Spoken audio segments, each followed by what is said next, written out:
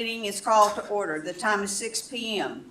Before we begin, council, please put away cell phones. If you have personal business during the meeting, please move for a recess. If you are participating telephonically, please mute your phone unless you are speaking. Also, when speaking, please state your name for those streaming the meeting. As a reminder to attendees, this meeting is being streamed live. The camera is in the back of the council chambers above the clock. Robert's Rules of Order is the parliamentary authority for council meetings under Wasilla Municipal Code 2.04.090. Under this authority, I respectfully request council observe the following. Kindly seek recognition before speaking, that no member speaks more than twice on the same motion without an affirmative vote on a motion to suspend the rules, that no member speaks a second time until everyone who wishes to do so has spoken once. The purpose of recognizing these rules is to ensure the right to speak is equally respected and that discussion is not dominated. Madam Clerk, please call the roll. Thank you, Madam Mayor. Councilmember Cottle. Here. Councilmember Graham. Here. Councilmember Johnson. Here. Councilmember Crafton. Here. Councilmember Velock. Here. Councilmember Rubio. Here. You do have a quorum, Madam Mayor, with all council members participating in person in chambers. Thank you. Please stand for the Pledge of Allegiance, and Councilmember Graham, would you lead us?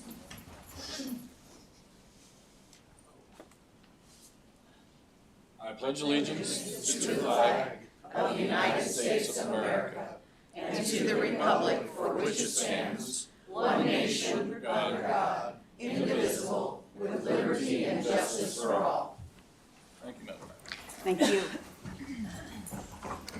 The first item of business is approval of the agenda. Before changes are discussed, are there conflicts of interest to declare? Hearing none, are there changes to the agenda? Hearing none, the agenda is approved as presented.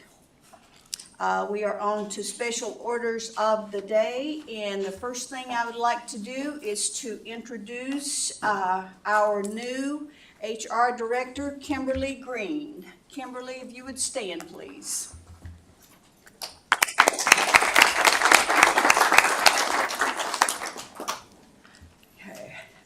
We have two proclamations this evening, and I'll begin by reading the proclamation recognizing May as Older Americans Month, followed by the proclamation recognizing Arbor Day.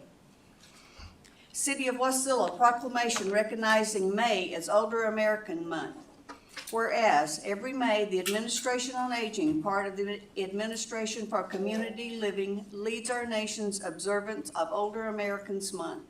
And whereas the 2024 Older Americans Month theme is Powered by Connection, which recognizes the profound impact that meaningful relationships and social connections have on our health and well-being, exploring the vital role that connectedness plays in supporting independence and aging in place of combating isolation, loneliness, and other issues. And whereas the City of Wasilla includes a growing number of older Americans who contribute their time, wisdom, and experience to our community. And whereas communities benefit when people of all ages, abilities, and backgrounds have the opportunity to participate and live independently. And whereas the City of Wasilla recognizes the need to create a community that offers the services and supports older adults may need to make choices about how they age. And whereas the City of Wasilla can work to build an even better community for our older residents by not limiting our thinking about aging, exploring and combating stereotypes, and emphasizing the many positive aspects of aging. Now therefore I, Glenda D. Ledford, Mayor of the City of Wasilla, do hereby proclaim May 2024 as Older Americans Month in Wasilla and urge every resident to celebrate an older citizen, help to create an inclusive society, and accept the challenge of flexible thinking around aging. Dated this 13th day of May 2024. Thank you. Marlene.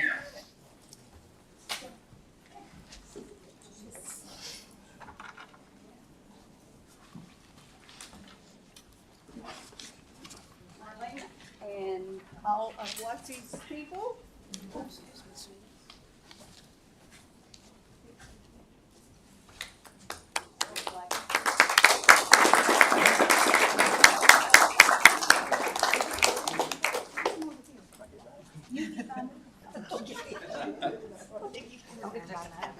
It really We doesn't can't matter. see you, so you come up here.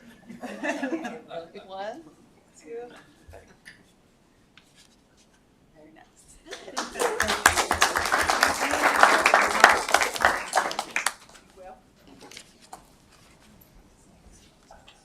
Good timing.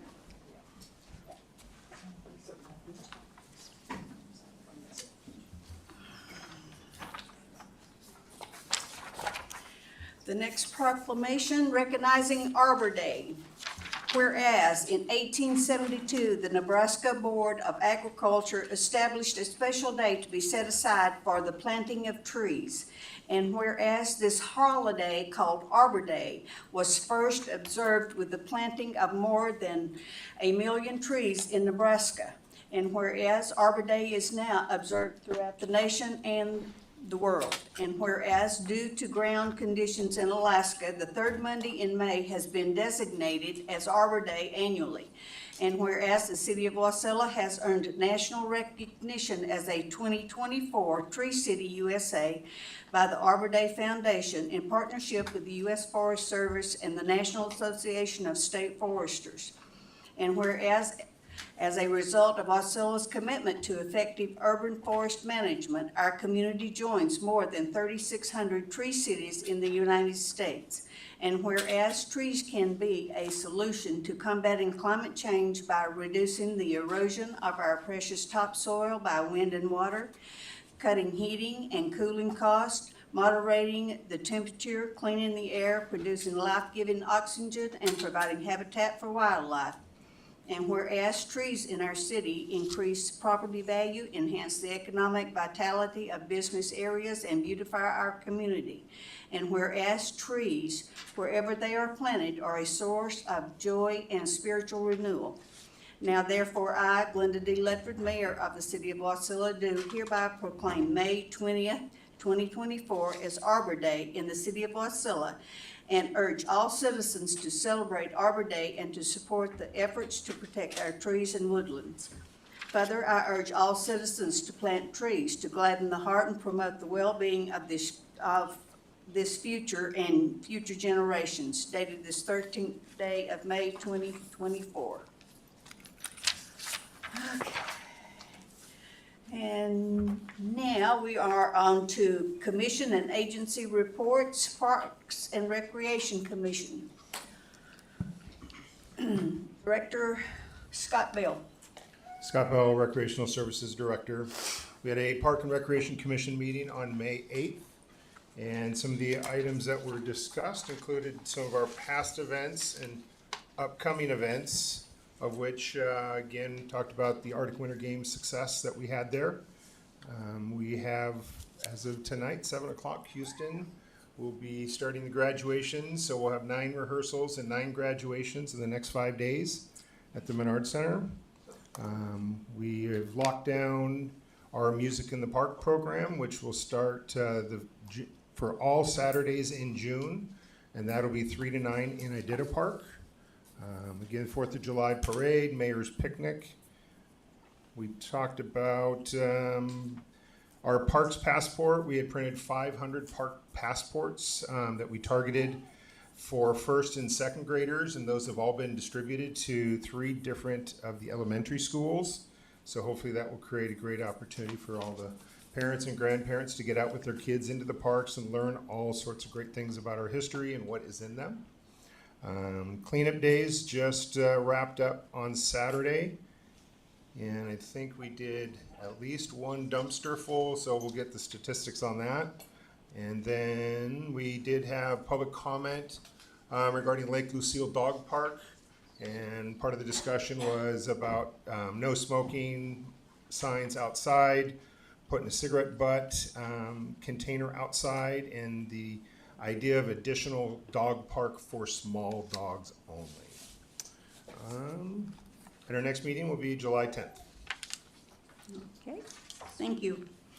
Planning Commission, Deputy Administrator Nygaard. Thank you, Mayor. The Planning Commission did meet on the 23rd of April.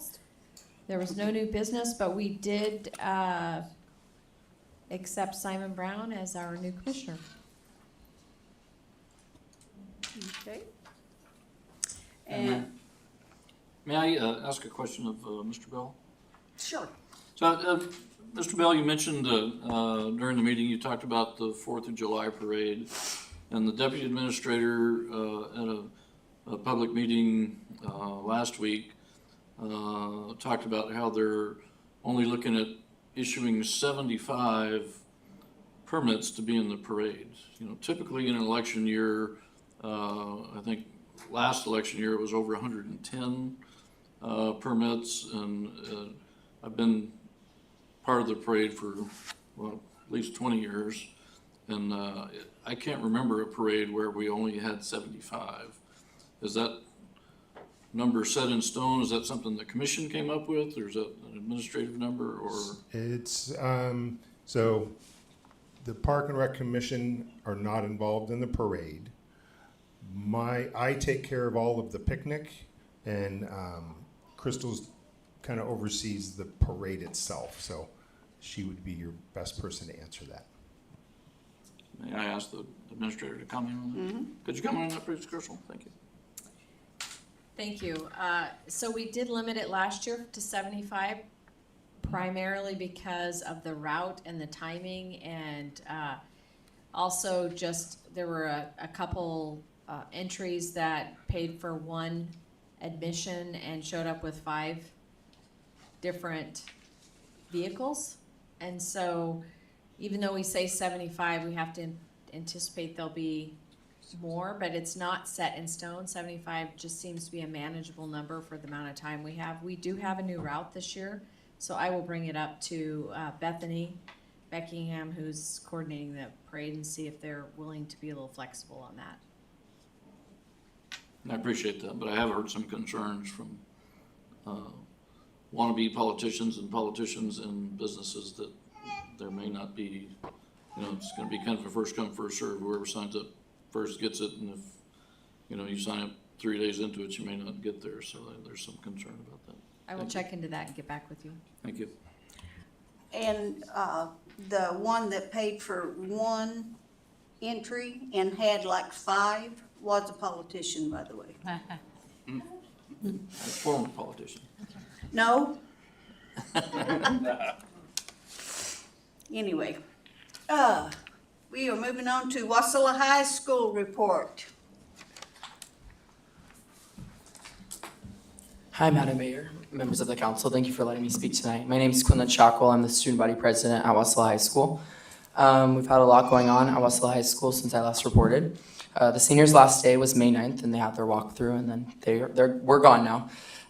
We have graduation this Thursday at 7 p.m. at the Menard. And baseball, softball, and track regions are coming up, as well as our soccer just has conference games now, and then state will be after that. Yeah, that's basically all. This will be my last time reporting to you guys, so thank you guys. Okay, thank you. And also, anybody that's got Wasilla High School students, I seen where they are having summer school, and they have a construction class, and you can get like 5 credits of math or something in this class. I think it's a great thing, so if you got kids, grandkids, or whatever, you might want to check it out, because I just know enough about it to be dangerous. Okay, reconstruction of Seward Meridian Parkway Project, Jonathan Tagg, Alaska DOT.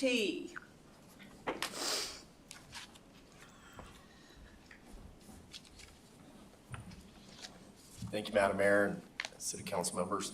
So my name is Jonathan Tagg. As you said, I'm the project engineer for the Department of Transportation on the Seward Meridian Reconstruction Project. And so I'm the person who's in charge in the field for the department. The scope of this, the purpose of this project, as everyone can probably guess, is to increase the capacity and increase the safety. There's a few things that are going to contribute to that. and I'll get into that in a little bit. But this is also going to improve a key transportation system linkage from in the valley. The scope is rather extensive for a lot of the projects that you may have seen lately. We're going to upgrade this from a 2-lane road to a 4-lane road. It will have a center two-way left turn lane throughout a lot of it, although that will not be continuous, especially near the signalized intersections. We do have to channelize that a little bit and create dedicated left turn lanes. So there'll be some raised median in places. We are going to add 3 new signals because of the capacity and the growth that's happened in this area. And you can see on the slide there, those East Country Field Circle. So that will serve Cottonwood Elementary School. Instead of those vehicles coming out in an unregulated intersection, they'll all be coming to a light now. As well as down at Meridian Park Loop in East Birch View Drive. That will kind of allow a lot of that medical park traffic to get out safely. And then there's actually an error in this slide. The new one is not Beauregard Road and Selden Road. Those are getting added, but it's not new. There is a new signal that will be added at Tambert as well, which was requested by the borough and is actually being funded by the borough. And that is to collect the traffic from Matsu Career Tech and Teelan Middle School and get that out in a safer manner. So lots of improvements. I think one thing I also probably glossed over that's probably a bigger deal to a lot of people is there will be continuous highway lighting on this project when it's completed. So here's just a quick overview of what we would call a typical section. So it's a kind of a cross section of the road. As you can see, there's 2 northbound lanes with a 8-foot shoulder, 2-way left turn lane, and then 2 southbound lanes and another 8-foot shoulder, and then a separated pathway that will run from Selden all the way down and link into the pathway that was built just at Palmer Wasilla. So there will be a shared use pathway linkage from Selden down to down to the Parks Highway. So I think that's going to be really nice. Oh yeah. So hopefully this will relieve some congestion and will greatly increase the capacity and safety of this corridor.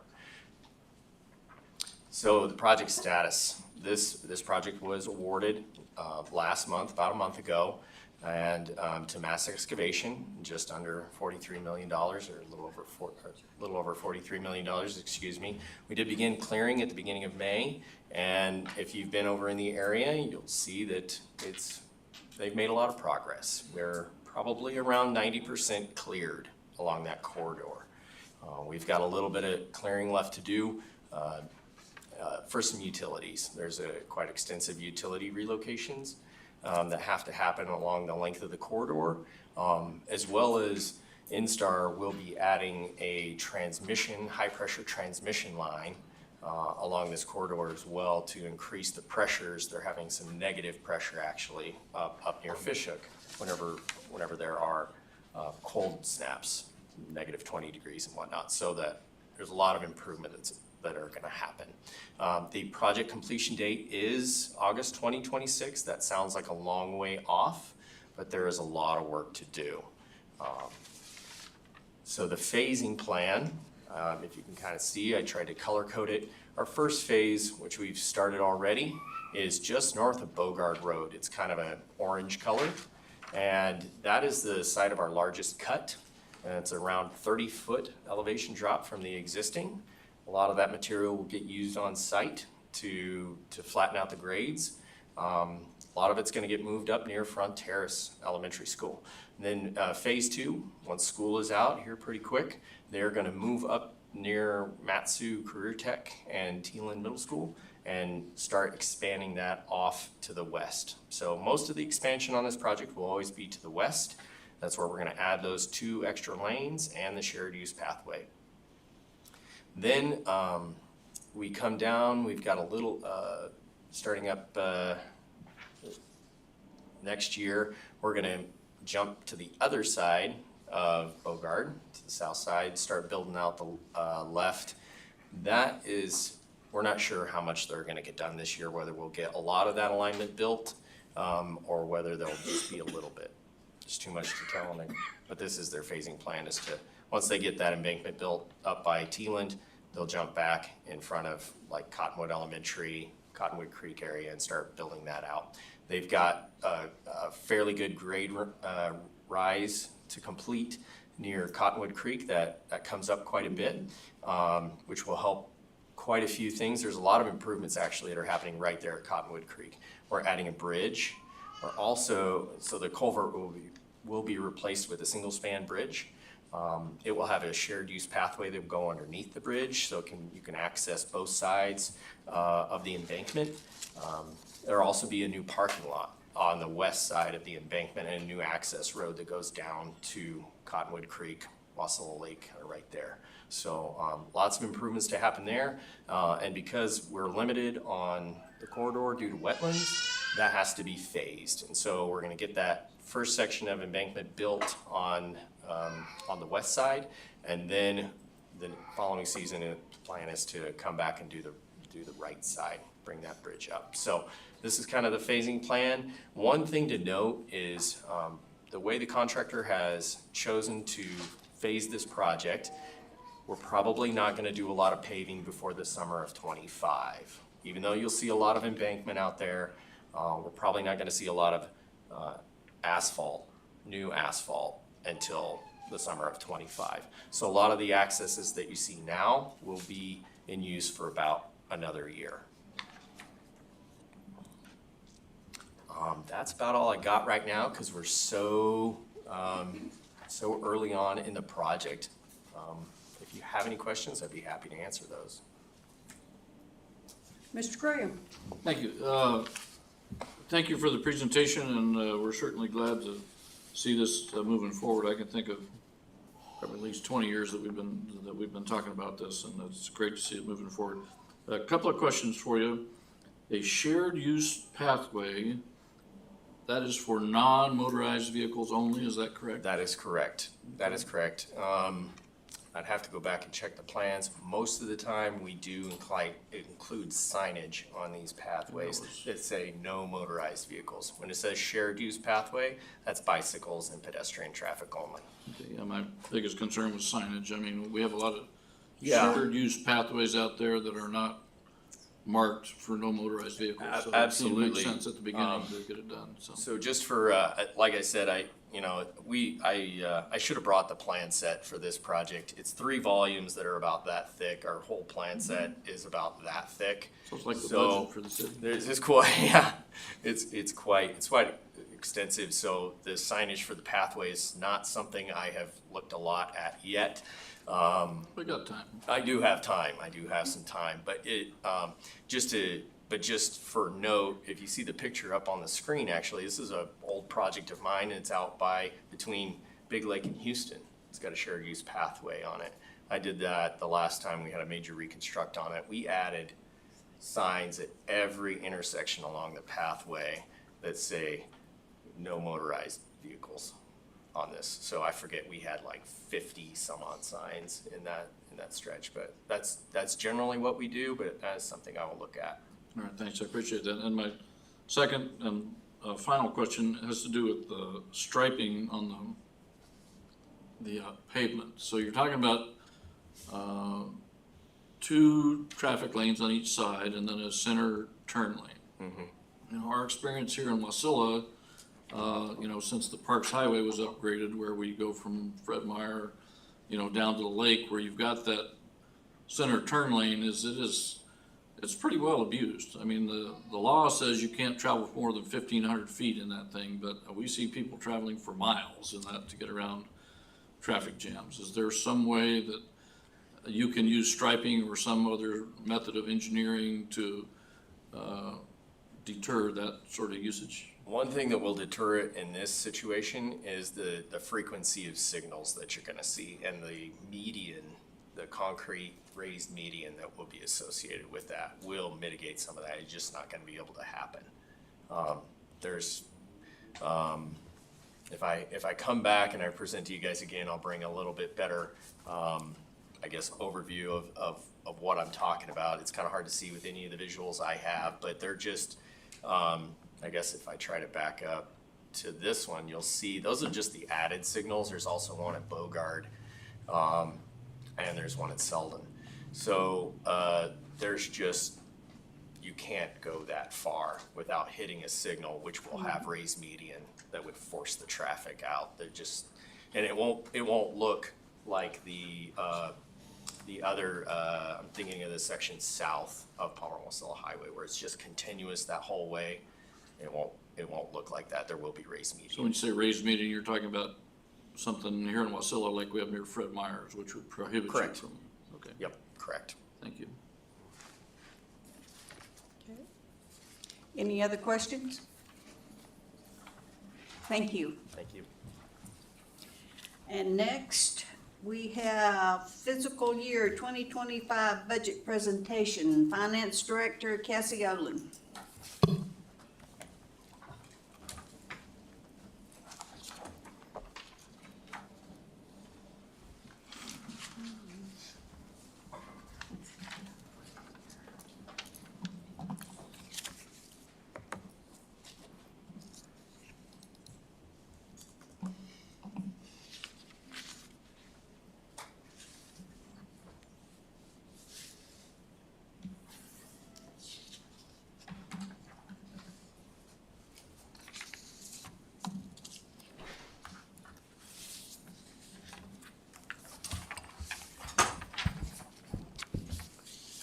Good evening, Mayor, City Council members. My name is Cassie Olin, I'm Director of Finance.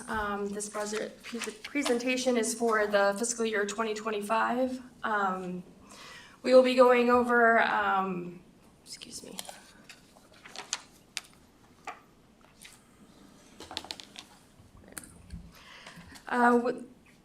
This will have the mission of the City of Wasilla. It'll show a balanced budget. And it will have highlights of the general funds, special revenue funds, enterprise funds, and the capital improvement funds. This is now changing to match that. She's having trouble. There we go. Well, Go back.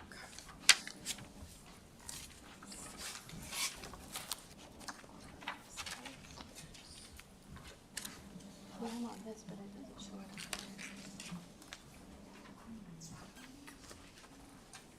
I don't know why.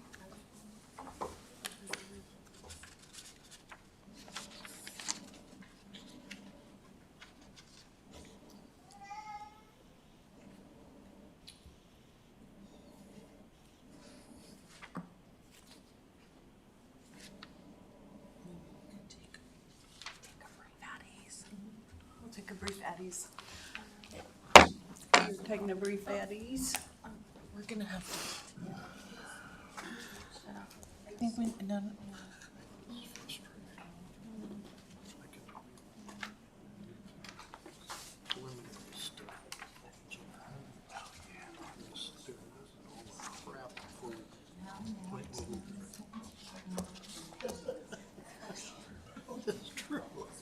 Too early for that. Sometimes. Are you done? It's like, fine, just put it out there. And then you slide 4 and 5, okay? This number, this number, this number. What? Okay, I'm sorry. Now you come. Oh, it's right there. Yeah, it's on there. It's just, it doesn't. Tell Bruce that. Screens don't match. I don't know why. We'll get it. Oh, I haven't seen him in the last year. Presentation.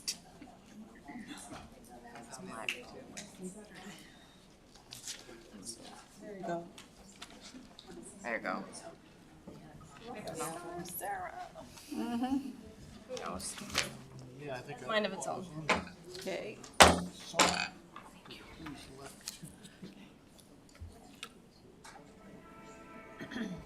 Alrighty. Now we're back. Let's start over here. So, this is the City of Wasilla's fiscal year 2025 budget. It's a comprehensive financial plan designed to support the city's mission of providing optimal public services efficiency, fostering a stable economy, and promoting a healthy community, and ensuring a safe and high-quality lifestyle for its residents. I'll be going over the mission, our balanced budget, some highlights of the general fund, our special revenue funds, our enterprise funds, and some of our capital improvement plans. I've already gone over parts of our mission. We tried to provide optimum service levels to the public at a cost effectively as possible, ensure a stable and thriving economy, promote a healthy community, provide a safe environment and a quality lifestyle, and promote maximum citizen participation in the government. How this supports our mission in regards to our fiscal year 2025, we have a total source of funds of roughly $38.8 million, and we have a total use of funds of $26.6. We have a net sources, which is our revenues over our expenses, of roughly $12.1 million, and we have currently a capital outlay of $11.4 million budgeted, with a net change of roughly of $716,000. Administration is currently proposing a balanced operating budget for the fiscal year 2025, and the definition of a balanced budget is an annual budget in which revenues is anticipated to equal or to exceed the budget expenditures, or an annual budget in which a portional fund balance is approved to be used. The city will maintain and improve existing services, and we also have anticipated that the city will maintain a 0 mill rate along with that. Overall, we currently are totaling our source of funds of $38.8 million and a total use of $26.6 million, with a roughly $12.1 left over. The city of Wasilla currently has no debt service or no outstanding debt, roughly with a net change in our before capital outlay and transfers into other enterprise or service funds of $12.1 million. Madam Mayor, if I may question. On slide 4, your net in-use number was 716,000. On slide 5, you have 12,000, or this just doesn't make sense between the two slides. Can you explain that to me, please?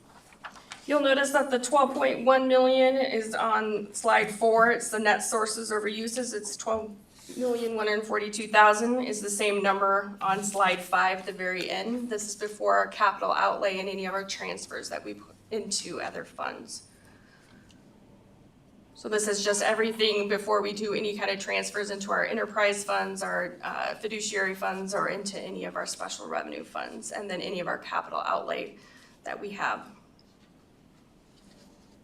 All right, continue.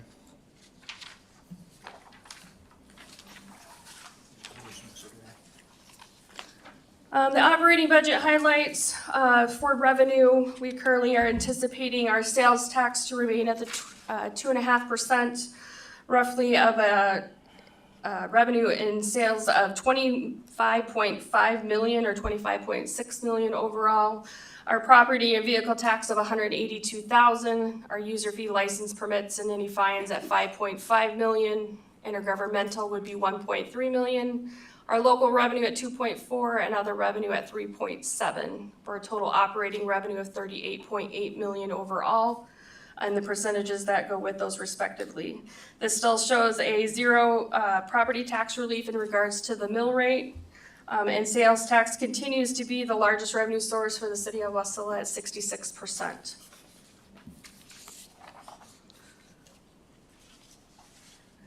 And this next chart is just showing you a graph in regards to that, breaking out, showing once again the sales tax at the 65 or 66% in sales tax, followed up by our user fees and licenses, permits, and fines at 14 as our next available resource after that. Next after that is gonna be our operating expenditures. This is our overall we currently have for general government, which includes the legislative along with the general government of 5.2 million. Public safety at 8.1, public works at 7.5 million, culture and recreation is at 5.5 million, and non-departmental is 104,000, which is a total operating of $26.6 million. As you can see from the chart here, we have broken this out in regards to percentages of our operating. Roughly, public safety comes in at 31%, public works at 28%, and then cultural recreation is sitting roughly at 21%, with general government following up about 20%. The general fund is the operating fund of the city, and it is used to account for all of our financial resources except those required to be accounted in another fund. Our total general fund appropriation is $47.8 million, including transfers of $11.4 million. Once again, our sales tax is 66% of our revenue, and then our property tax mill rate is still set at 0 for the general fund. And the transfers are from where? 11.5 million comes from where? 11.5 million comes from our transfers into either the enterprise and capital outlay, and anything else if in regards to special revenue funds that we would need to operate. This is a breakdown of over the past 3 fiscal years along with the proposed. So we have 2 actuals of FY22 and 23.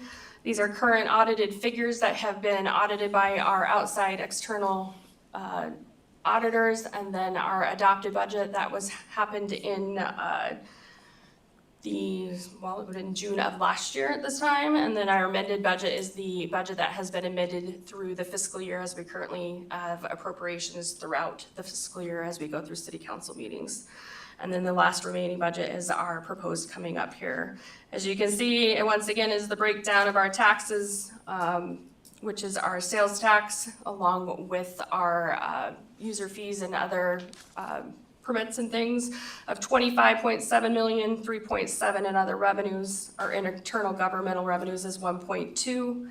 Investment income is roughly sitting at 2.1 million. Our local revenues at 189,000, and then our fines at 339, and license and permits at 97,000. Roughly for 33,540,000 for the general fund alone. As you break that down, the majority of our revenue for the general fund is coming for taxes. And this is sitting at roughly at 77%, and the remaining other revenues at 11%, and therefore respectively down the list.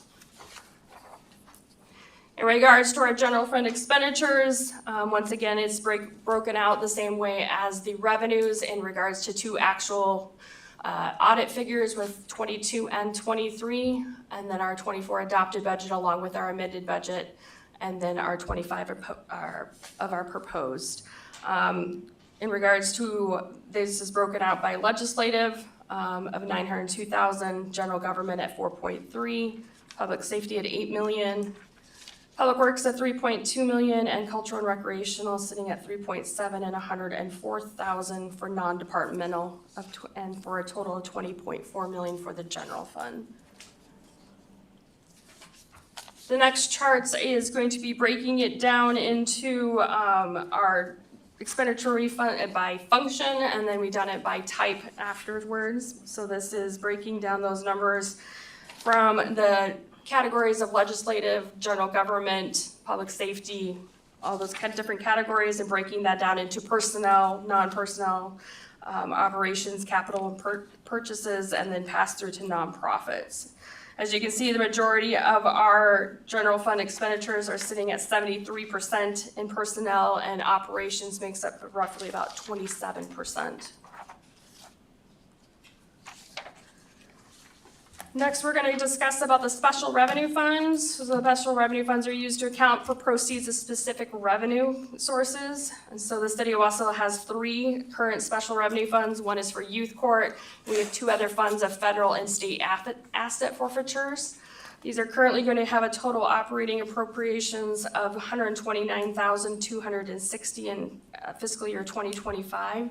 This is made up of the youth court budget. It's roughly $65,000 in the youth court grant, $25,000 coming from the Matsu Borough. $3,500 comes from user fees and charges, another $7,500 from other contributions, and then a $28,260 from a fund balance carryover that that we're projected to have at the end of this fiscal year. Once the remaining, after that has been expensed out at the end of June 30th, 2025, we will have roughly a fund balance of $2,476. We currently do not have appropriation in the proposed budget for either of the asset forfeiture funds. And therefore, the only budget we currently have is the youth court. Moving on into the enterprise funds, these are accounted for our operations that are financial in a manner that are like private enterprises. And the city of Wasilla has 4 of those. One is the sewer fund, the water fund, the airport fund, and the Curtis D. Menard Memorial Sports Center. So the total appropriations for these funds in regards to expenses are personnel sitting at $3.7 million, operations at $2.3 million, and capital at $5.8 million, with some transfers in regards to that of $115,000 for roughly a $12.1 million expenditures for those 4 enterprise funds. This is very hard to see, I apologize. I didn't realize it was so far away. In this part of it, this is an overview of the 4 different operational funds showing the available funds along with the use of those funds, and then any of our restricted net positions in regards to that, and their ending unassigned net position at the end of FY 2025 in June for all of those funds, which is looking at a roughly $10.4 million at the remaining of June 30th, 2025.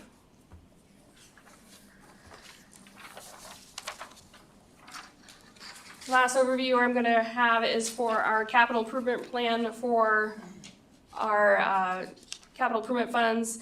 So we currently have different types of roughly around $11.4 million in capital projects for next year that we are projecting to use.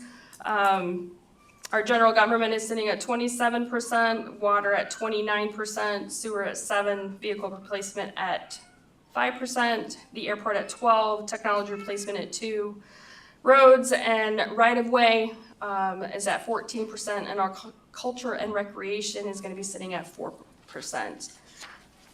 Currently, this is everything that I have in just a big overview of the FY 2025 budget. We will go into more detail coming up here on Saturday in regards to each of the departmental budgets and going through the detailed items of those budgets and the changes that have happened through that. I just want to remind you, I believe Jamie sent out the budget adjustment forms for the 2025 budget adjustments, and there's just a small copy of that up there, but I believe it was sent out in an email, I believe on Wednesday, May 8th. That is all I have. Madam Mayor, Mr. Johnson? thank you. I appreciate your presentation. At least I get an idea as to what your thinking is at this particular point. Well, I do have one question on slide 11, please. At the bottom of slide 11, I see that you're having a projected change from fiscal 2024 of basically $5 million. Since you're proposing a balanced budget, that means that we're going to see a rough increase of $5 million in spending within the 2025 proposed budget. The question that I've got is twofold. Question number one is, we have a projected revenue increase to make it there. So what is that projected increase based on? I mean, I can make my own imagination, but I'd like to hear it from you. That's number one. The follow on to that is, since we have a projected budget increase and the rest of our budget is predicated on meeting that particular increase, what is our risk associated with this increase from what our projected revenues were for 2024. Thank you.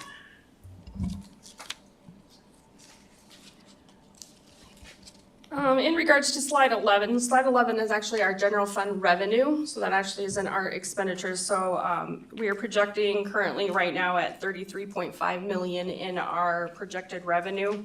Our projected expenses for the general fund is actually sitting at 20.4 million. So we actually have a surplus of $13.4 million in revenue over our expenditures for next year at this point in time, with just the general fund alone.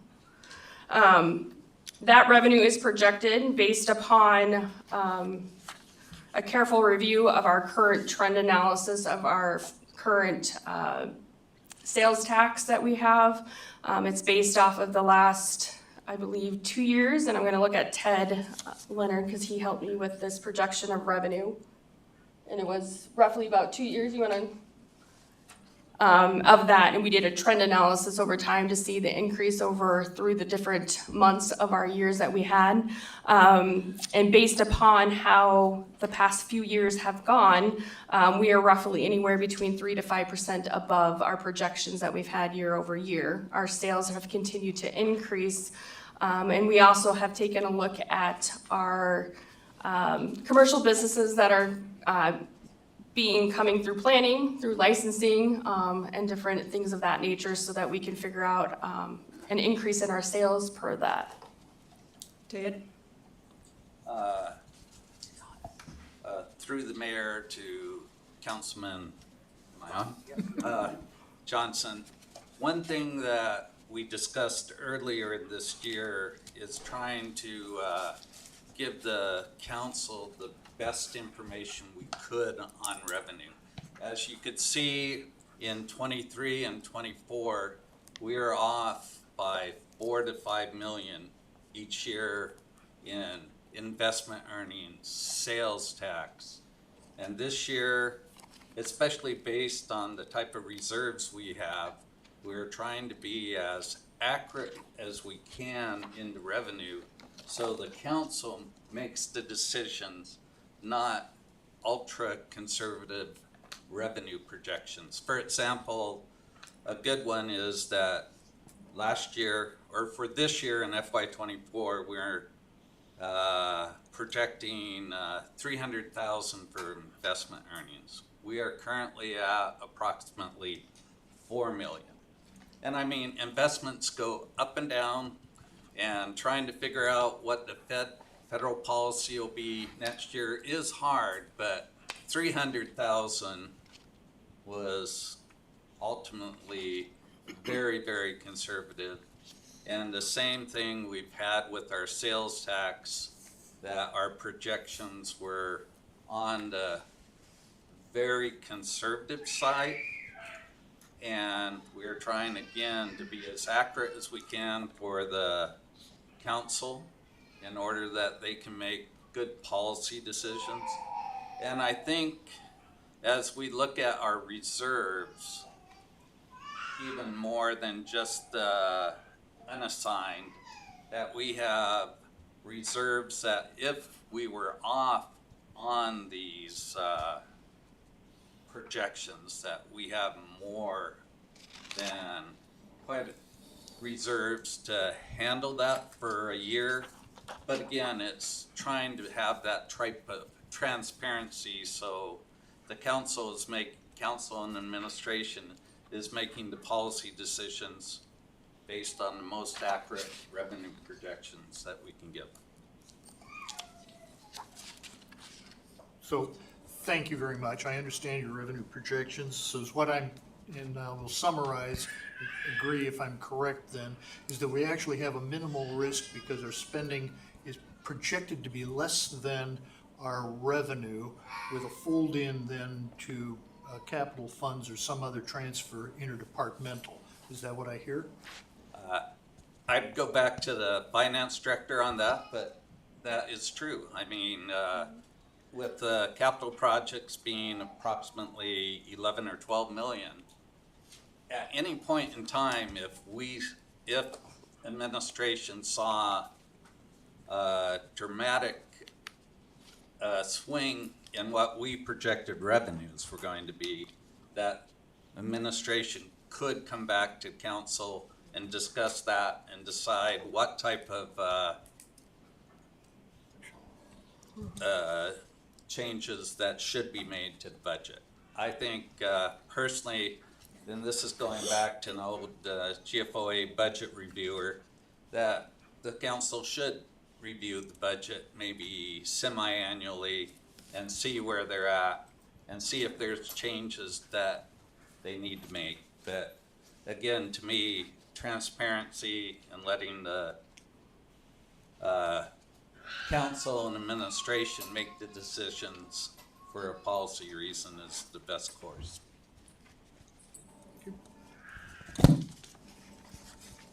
Mr. Graham? Thank you, Madam Mayor, and thank you, Cassie, for an informative presentation. Again, on slide 11 that Mr. Johnson was referring to, one thing that caught my eye on here, you know, in addition to the kind of huge fluctuations and things over previous years, is fines. You know, so we're about, you know, projected $160,000 in fines roughly for 24, and for 25, we're proposing $340,000 in fines. Is that some sort of policy change that has happened, that now we're gonna be more aggressive for fining people? Is this only through code compliance? Where else do these fines come from? These fines are actually also through public safety and through the police department when they fine individuals during that, and through court fines that we end up collecting. The majority of our court fines are collected through the permanent fund garnishment is how we end up, and we aggressively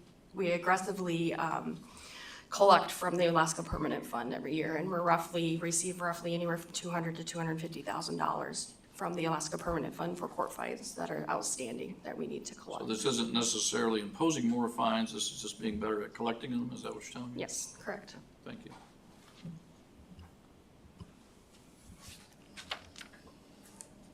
Okay. Thank you, Cassie. Madam Mayor, Yes. I would like to make a change to the agenda if there is no objection from the council. I would like to take item 8.3.1 from the consent agenda, which is introduction of the adoption of the budget, and move that to new businesses.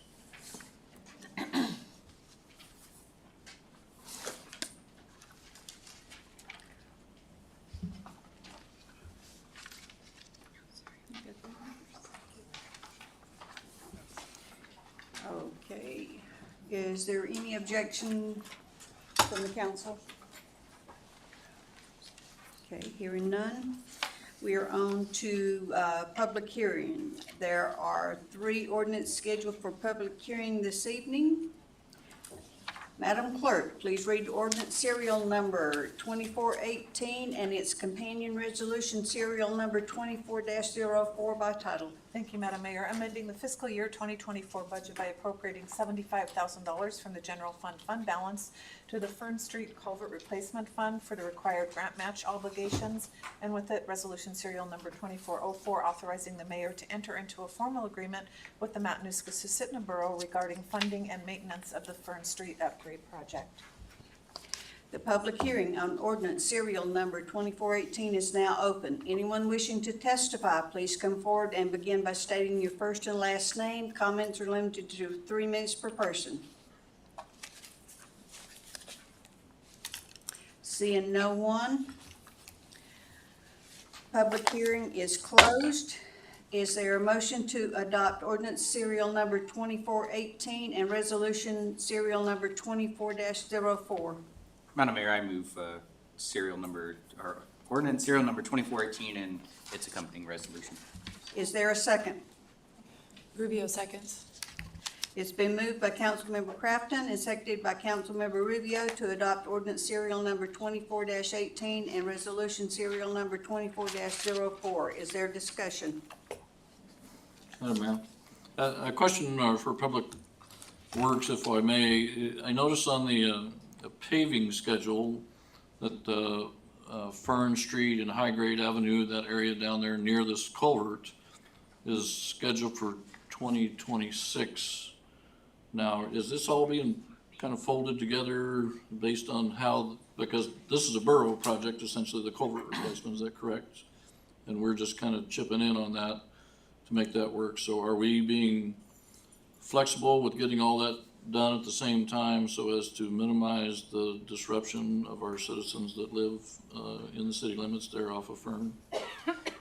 So through the mayor, yes, this is a joint project with the borough. They put out a bond package about 4 years ago now that came to the aid of the city to take over most of the project. The paving project that you're referencing is it's a carryover in case there's anything that we need to address, especially in the high grade area. The main project will take care of all of the paving for Fern. So it's possible that that paving project that you mentioned falls away and is unnecessary. The relationship with the borough is that because this is one of the last projects in the bond package, inflation has affected the project funds. And last year they asked for support so they could keep the project going. And then they were very collaborative in applying for this fish culvert passage project that actually has two funds. One is our project and a second one as well. And we agreed to this match that we hope you'll approve tonight. Thanks, sir. Is there further discussion? Hearing none, is there objection to the motion? Hearing none, the motion is adopted. Madam Clerk, please read ordinance serial number 24-19 by title. Thank you, Madam Mayor. Amending Wasilla Municipal Code 204040 vacancy on the council to require appointments to fill a vacancy to be by vote of council with appointment by coin toss or other random method in the case of a tie, and amending Wasilla Municipal Code 204130 council voting to allow for alternative voting requirements when otherwise required by law. Public hearing on ordinance serial number 24-19 is now open. Anyone wishing to testify, please come forward and begin by stating your first and last name. Comments are limited to 3 minutes per person. Seeing none, the public hearing is closed. Is there a motion to adopt ordinance serial number 24-19? Madam Mayor, so moved by Councilman Johnson. Is there a second? Madam Mayor, I second.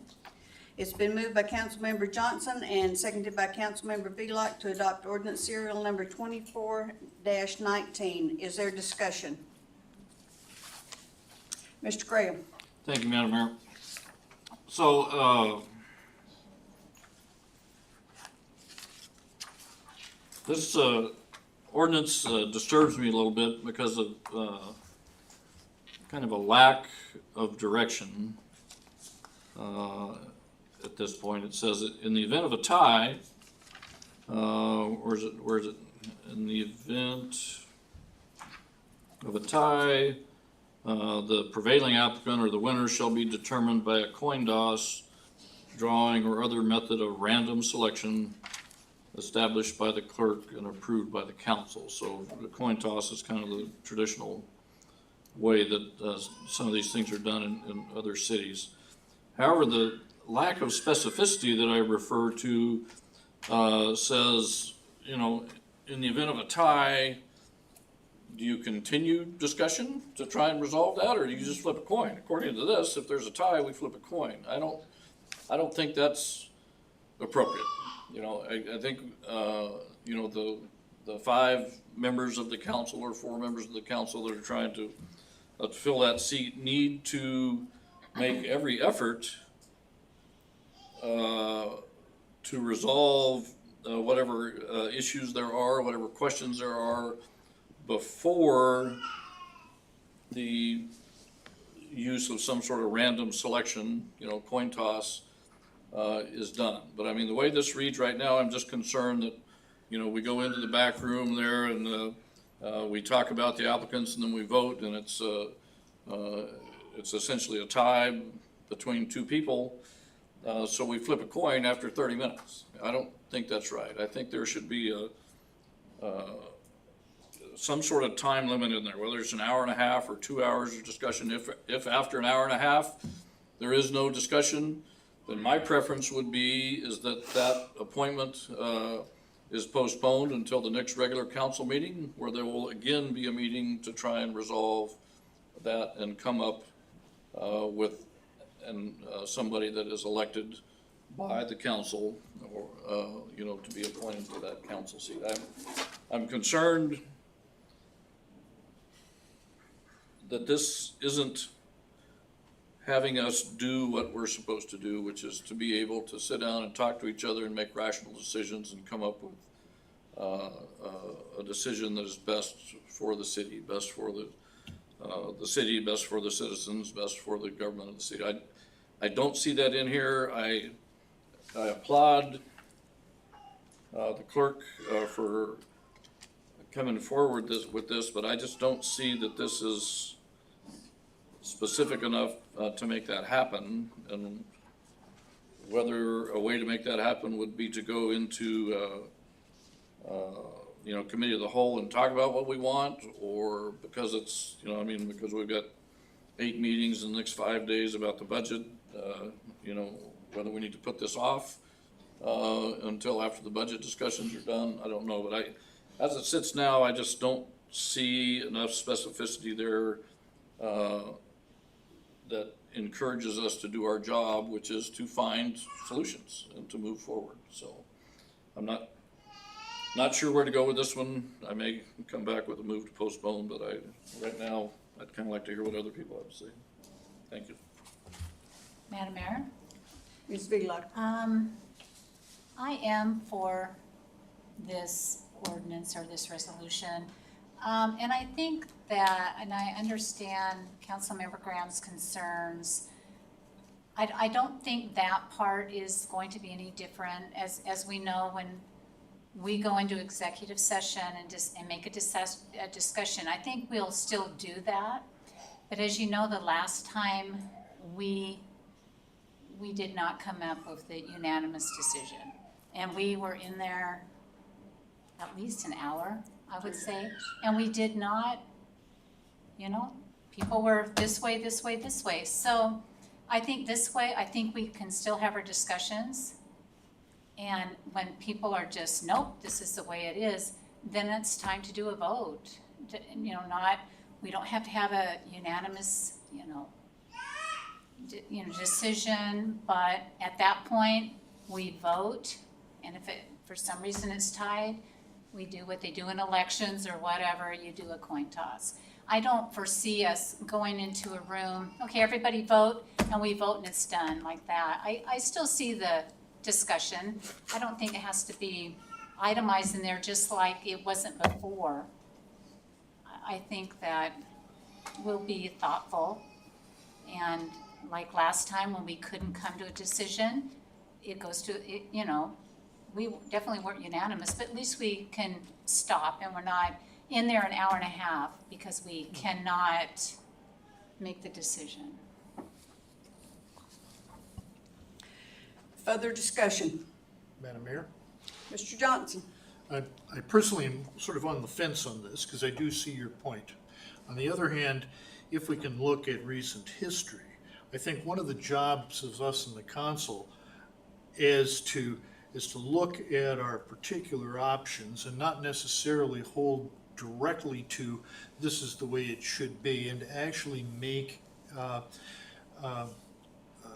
maybe a change in one of our opinions, which is what we did last time.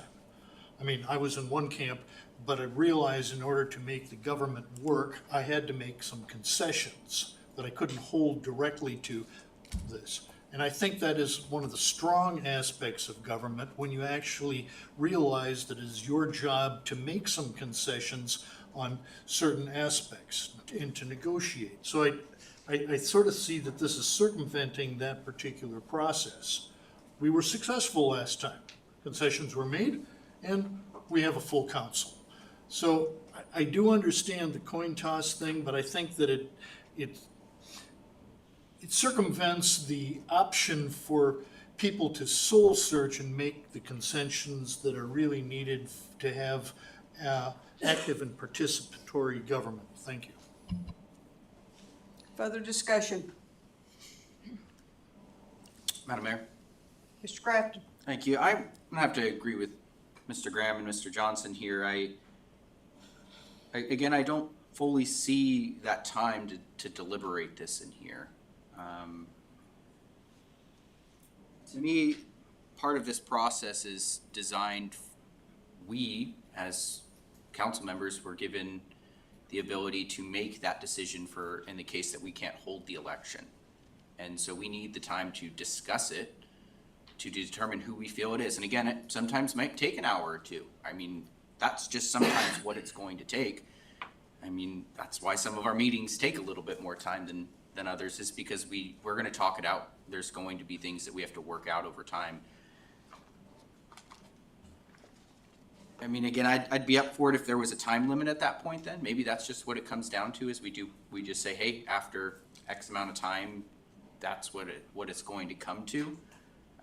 But I just don't feel like that's put in this right where it's at right now.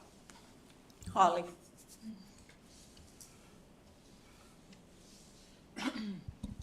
Sorry, excuse me, I have a little bit of a allergy thing going on, but I just want to talk about this briefly and within the context of appointments and executive sessions. And so I just want to make sure council understands, because one thing I think the sponsors were trying to do is make sure we are using executive sessions properly as well. So this appointment process, when you're appointing what is generally an elected seat, right? So you're appointing a seat that generally is elected by the voters.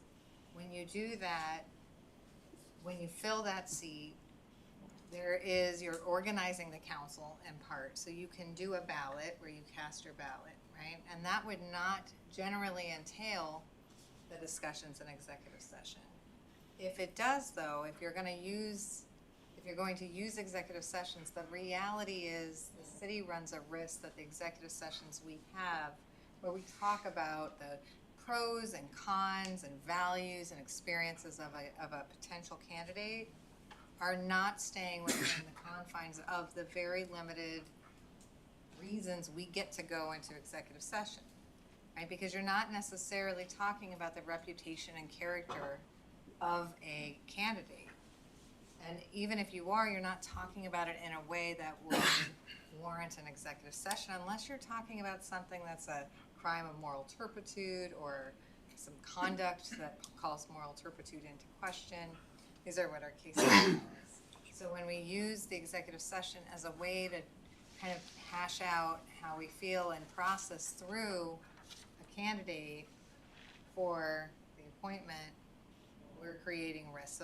So one of the things I think this does is it creates a different system, and you can add a executive session when it's warranted to the system, but this system really is, you ask questions of the candidates and they answer your questions, and then each individual council member considers the weight of those questions and casts their vote.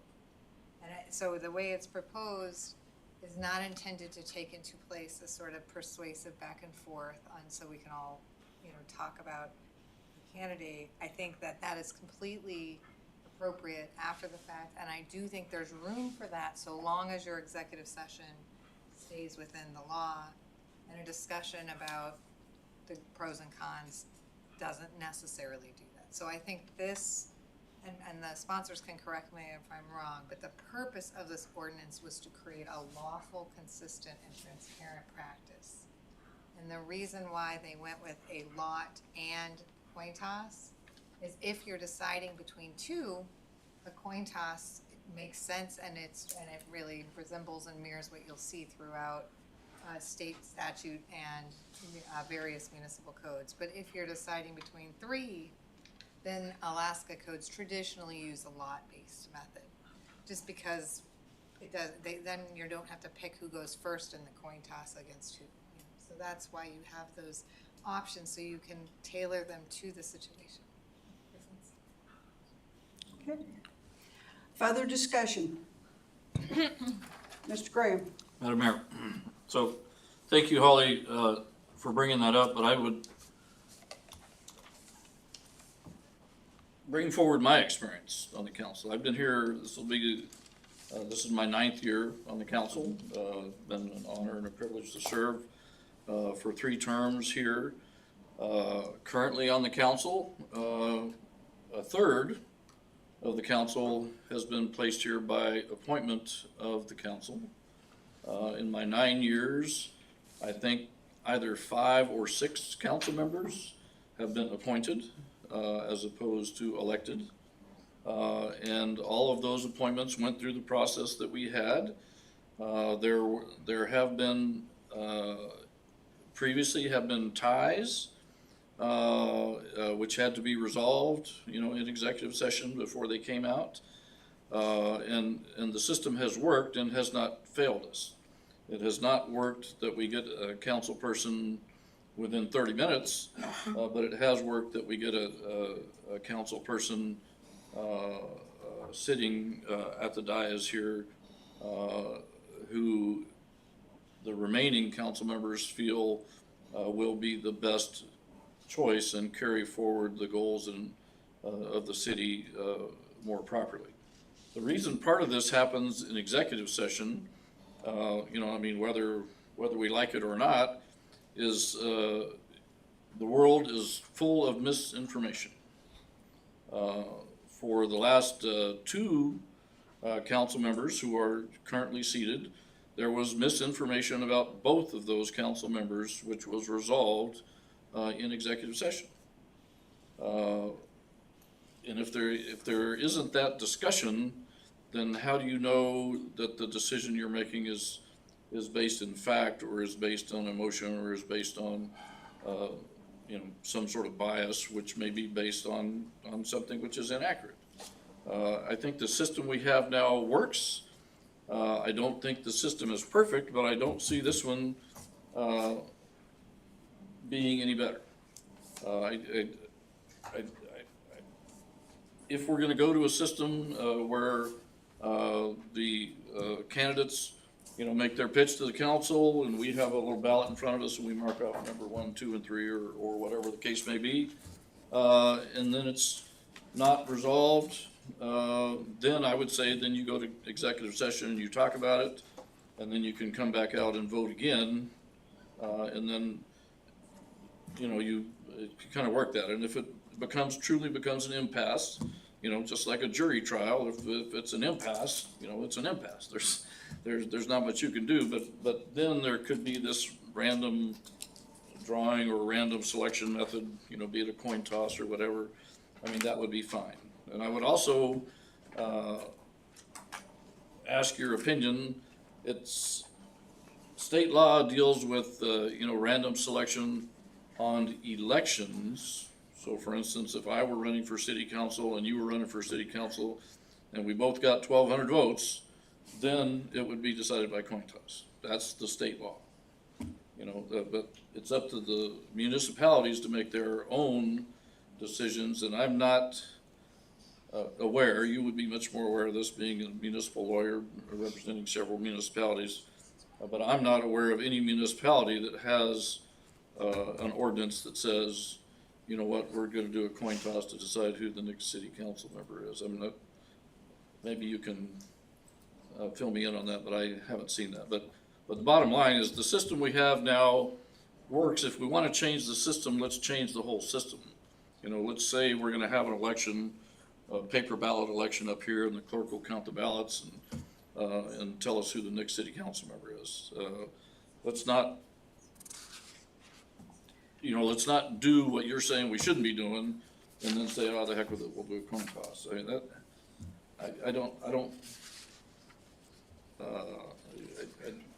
there's a real lack of specificity here that bothers me, and I can't vote for it in its current form. But could you comment on the coin toss thing, perhaps?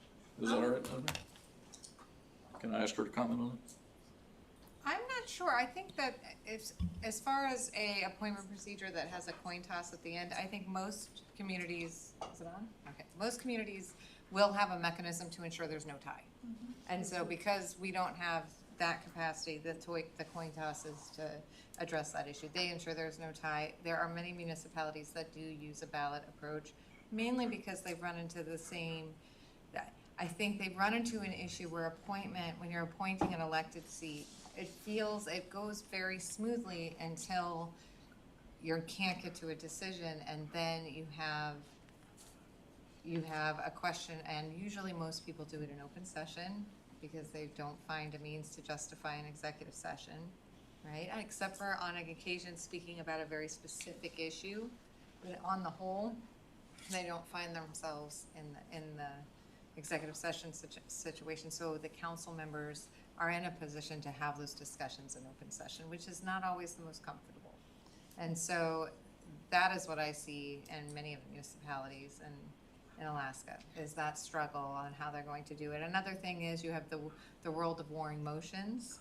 And so the person who makes the motion for the candidate, whoever kind of gets out in front of it, then council members are faced with, do I reject this candidate as opposed to elect, right, or appoint another one? That's a different decision.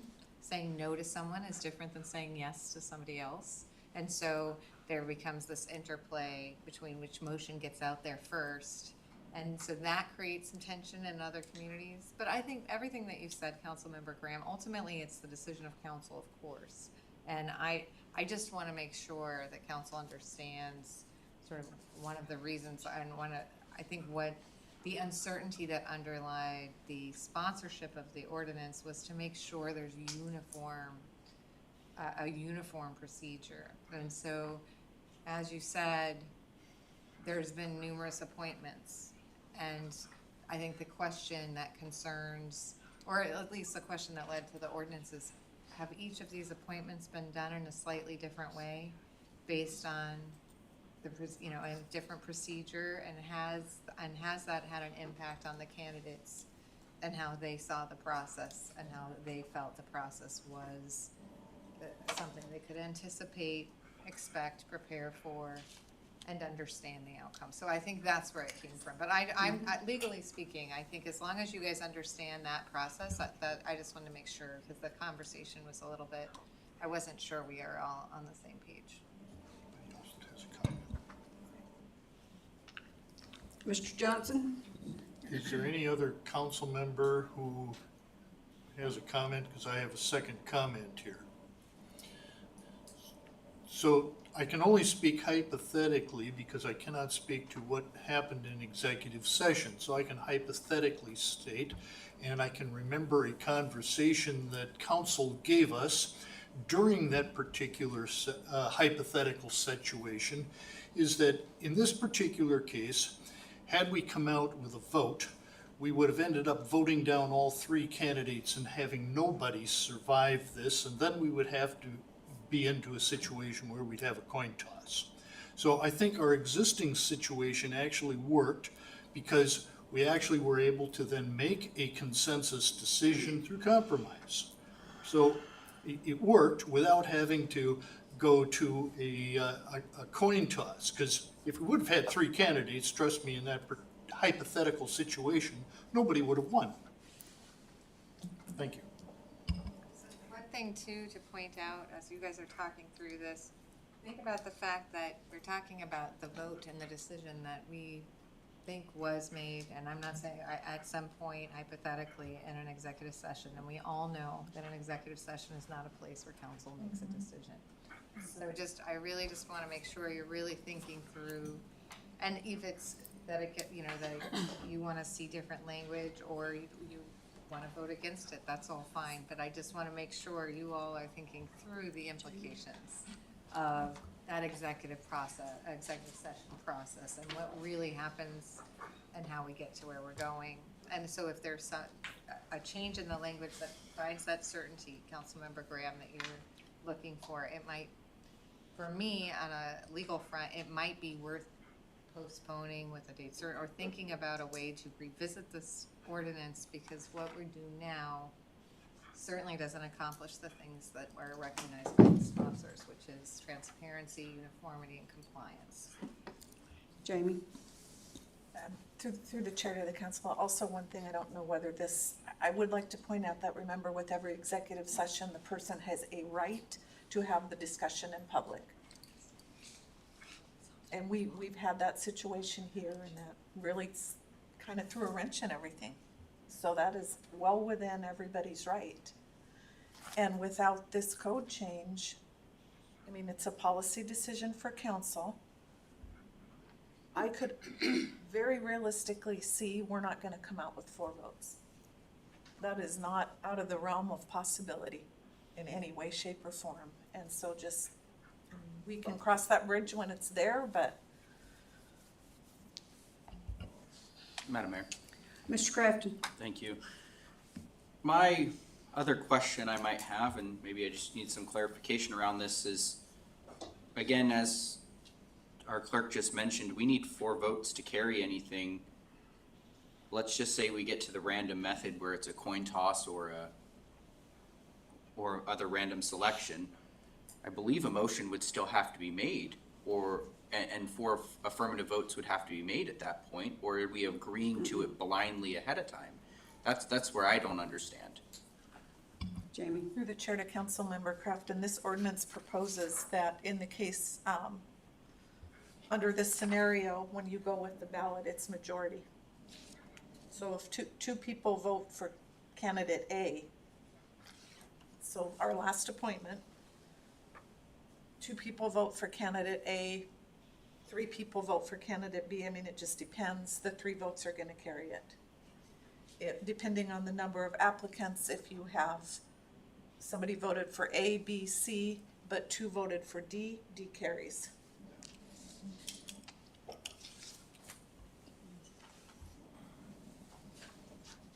Mr. Graham? Thank you, Madam Mayor and Madam Clerk.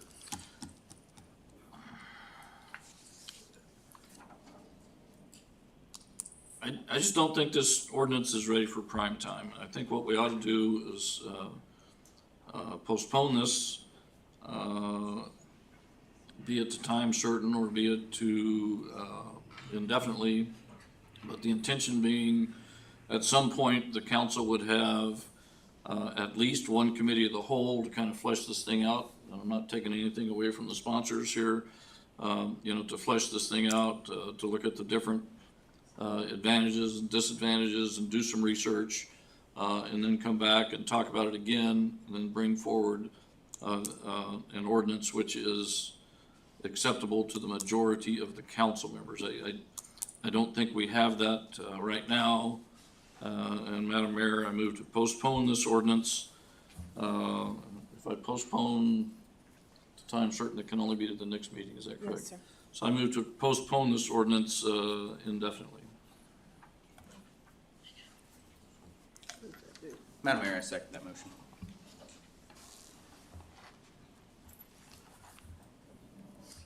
The motion has been made to postpone this indefinitely, been made and seconded. Is there discussion on that? Madam Mayor, I think by postponing this ordinance, it gives us time individually to research this and to look at the thought process behind it and the history behind, what we've been doing and what could be happening, as well as gives us the opportunity to do some group think on this, which is, specifically prohibited, by the Open Meetings Act unless it happens in a meeting. So it's not like we can, sit down over coffee and talk about this. We have to do this sitting around this table. So I see no downside to postponing this ordinance indefinitely because, I might get hit by a bus tomorrow, but I'm not planning on it. So let's stick it out till the next election. Okay. Is there further discussion? Hearing none, Madam Clerk, please do a roll call vote. Does everybody know what they're voting on? Not really. What are we voting on? So what you're voting on, if you, yes vote postpones this indefinitely, means it kills it? Kills it for this meeting. No, it kills it. But the intent is to bring something back that is No. similar. Councilmember Cottle, Yes. Councilmember Graham, Yes. Councilmember Johnson, Yes. Councilmember Crafton, Yes. Councilmember Vilak, No. Councilmember Rubio. No. Motion to postpone indefinitely passes with council members Cottle, Graham, Johnson, and Crafton in support, council members Vilak and Rubio opposed.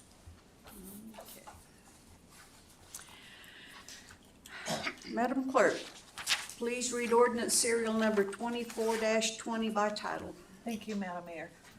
Amending the official zoning map of the city of Wasilla to change the zoning from commercial to industrial for Lot 2 Olympic 2019 subdivision and providing for an effective date.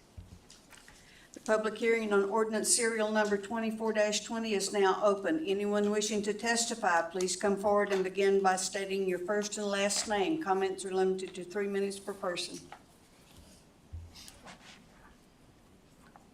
Seeing no one, public hearing is closed. Is there a motion to adopt ordinance serial number 24-20? Madam Mayor, I move to adopt ordinance 2420. Is there a second? Madam Mayor, Cottle seconds. It's been moved by Councilmember Johnson and seconded by Councilmember Cottle to adopt ordinance serial number 2420. Is there discussion? Mr. Johnson? Oh, I'm sorry. Oh, Mr. Graham? Thank you, Madam Mayor. It's no secret that the city of Wasilla has a shortage of industrial land, land which is, zoned for industrial use. In this case, we've got an experienced developer. The Planning Commission has looked at this in depth and hasn't found anything that can't be overcome by rezoning this as industrial. And therefore, I recommend that we follow up on the recommendation of the Planning Commission and approve this ordinance. Is there further discussion? Hearing none. Is there objection to the motion? Hearing none. The motion is adopted. We are now at persons to be heard, a time for members of the public to share their views with the council. This is not a question and answer period or a time for dialogue. Speakers may be referred to administration, or issues raised may be taken under advisement by the council or administration. Eileen Fleckenstein, please begin your testimony by stating your first and last name, and if you are a city resident. Comments are limited to 3 minutes. Eileen Falkenstein, representing Wasilla Area Seniors. I don't think And just want to give you some updates on what's going on in WASI. We finished Eileen, our... push your mic button. You green? There we go. Okay, so just talking about WASI, recent activities and events coming up. We had our auction for Mouths for Meals and had a wonderful success with it. We've gotten about $13,000 from that auction that'll go to our Mouths for Meals on Wheels program. We have an upcoming memorial tree dedication ceremony on May 24th at 12:45 at WASI. That's a time we recognize members that have passed this year and plant trees and have a really nice memorial for them. On the 31st, at the Latter-day Saint Church in Wasilla, they're going to have a celebration of life for Alberta Lincoln, who was a member of the community. At 100 years, she passed, and they're going to remember her on May 31st. Our Mouths for Meals Fun Run Walk and Roll is going to be on June 20. Don't know. 42nd. Okay. And we're looking for runners, walkers, and sponsors. It starts at 9 o'clock and run begins at 10, I'm sorry. The barbecue is from 11:30 to 12. And it's a registration fee of $30 if you want to participate. And the barbecue is included in that event. You can also sponsor someone that's running, or you can be a sponsor and provide a donation. And again, this supports our Meals on Wheels program. And that's all I have. And anyone who participated in the auction, thank you. If you got outbid, we'll have another auction again in the fall. Thank you so much. Thank you. Okay, Jackie Goforth. Please begin your testimony by stating your first and last names and whether or not you are a citizen of the city. And your comments are limited to 3 minutes. Good evening, Mayor and City Council. My name is Jackie Goforth. There are two schools of thought, really, on how civilizations start. One of them is archaeological, and it is when they find bones that have been reset. That's when they know that civilization is actually set in, because people cared enough about the others to take care of them when they couldn't take care of themselves. The other one is legally. If you've ever heard of Hammurabi's Code of Law from the Babylonian king, when you have laws in a civilization, that is also when a civilization starts. Now, laws and codes and acts and policies, arts and statutes are not meant to be broken. They're supposed to uphold the law. And the people in the council and the people in the legal system are supposed to uphold the law. And it doesn't matter how wonderful the people are who are breaking the law, there are laws involved in a certain situation here in Wasilla. Number one, you see from the law on Alaska, charitable organizations that solicit money in Alaska must comply with the Alaska Charitable Solicitations Act and the Alaska Charitable Solicitation Regulations. Failure to register with the Alaska Department of Law prior to soliciting charitable contributions violates the Alaska Charitable Solicitations Act and subjects the person to civil penalties under the Alaska Consumer Protection Act, AS 45.50.471 to AS 45.50.561. The second one, can I use a synonym, doing business as, or also known as, in the title of my business license? Well, this is from commercealaska.gov. 12 AAC 12.020G states, in advertising and operating, a business license owner must use the business name exactly as it appears on the business license. Next you have, also from commercealaska.gov, a separate business license is required for each different name a business will be operating and advertising under. These are not laws that have anything named Jackie Goforth involved in. These are laws on the books, and they've been on the books for years. So it should come as no surprise that it has been turned in to the Consumer Protection Act, the fact that the Wasilla Library Association, which is the nonprofit down at the library, has never been the Friends of the Wasilla Public Library. Never. For decades, they have been soliciting for donations illegally. And it doesn't matter how wonderful they are, they have been violating the law for decades. There is no record of donations, there's no record of solicitation amounts, there's nothing.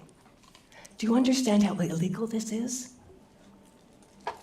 And yet they're still doing it. They're not allowed to advertise as the Friends of the Wasilla Library. Thank you.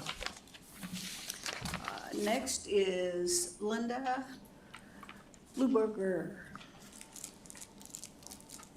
Please begin by stating your first, last name if you are a city resident, and your comments are limited to 3 minutes. Okay, my name is Glenda Luberger, and I am a resident of the city of Wasilla. Mayor Glenda and city council members, thank you for giving this opportunity to bring a matter that's very close to my heart to you, and that's the Christmas Friendship Dinner. In your packet, we have included a brief history of our organization that we are very proud of. But to summarize, we started in 1991 when Robert Newcomb, a new member of the Lions Club, who asked our founder of the Christmas Friendship Dinner, Bob Bauer, to prepare 6 donated turkeys and to serve a few people that had no place to go for Christmas. That was the beginning of us meeting a need in this valley for fellowship and a meal at the holidays. As we have continued to grow, and we have outgrown several locations and ended up working with the Menard Center in 2009.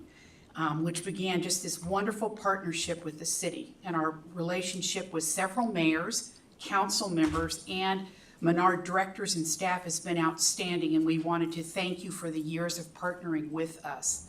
In 2019, our growth went from one step further, and that all of our organization is volunteer, and we became a 501c3, which enabled us to partner with many other nonprofits in the valley to help meet the needs of many around our community.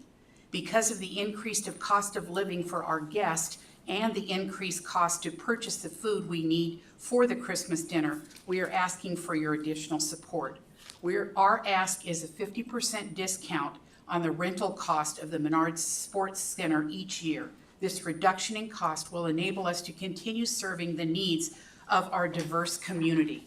We will also work with the Menards Center to minimize our needed time and services for that Christmas event. In exchange for this help, we will name the City of Wasilla as a co-sponsor of this event and give the City of Wasilla equal credit on all printed and aired promotional materials. We also will continue to allow you to use our food preparation and service equipment and any food stored on site for use in a community-wide disaster. For the last few years, I've been praying a couple of weeks I've been praying Luke 1:37, for nothing is impossible with God, over and over again in regards to this situation. I have claimed that promise by asking that God would soften your hearts for this community event, and that the good public relations for Wasilla, which would outweigh any financial shortcomings. We provide much more than a meal on Christmas Day, but also a huge hug to the whole valley, to our guests and to the many volunteers who want to give back to our wonderful committee. We hope that you'll become a co-sponsor with us. Thank you for your time. Thank you, Linda. Randy Thibodeau, did I butcher it? So close. Thibodeau. Thibodeau.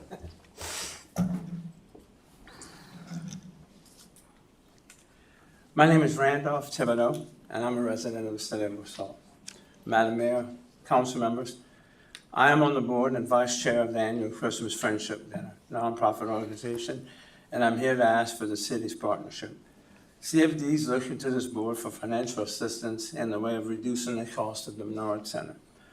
I wanted to speak a moment on the importance of partnering with community, business, and other nonprofits. Curtis Delbert Menard, whom the Sports Center is dedicated and named after, knew very well the importance of this. He served with Habitat of Humanity, the Alaska Railroad Board, American Legion, Salvation Army, and was honorary member of the Wasilla Rotary Club, and was chairman of the multi-use sports complex. He was a Wasilla Chamber of Commerce Citizen of the Year and Frontiersman of the Year.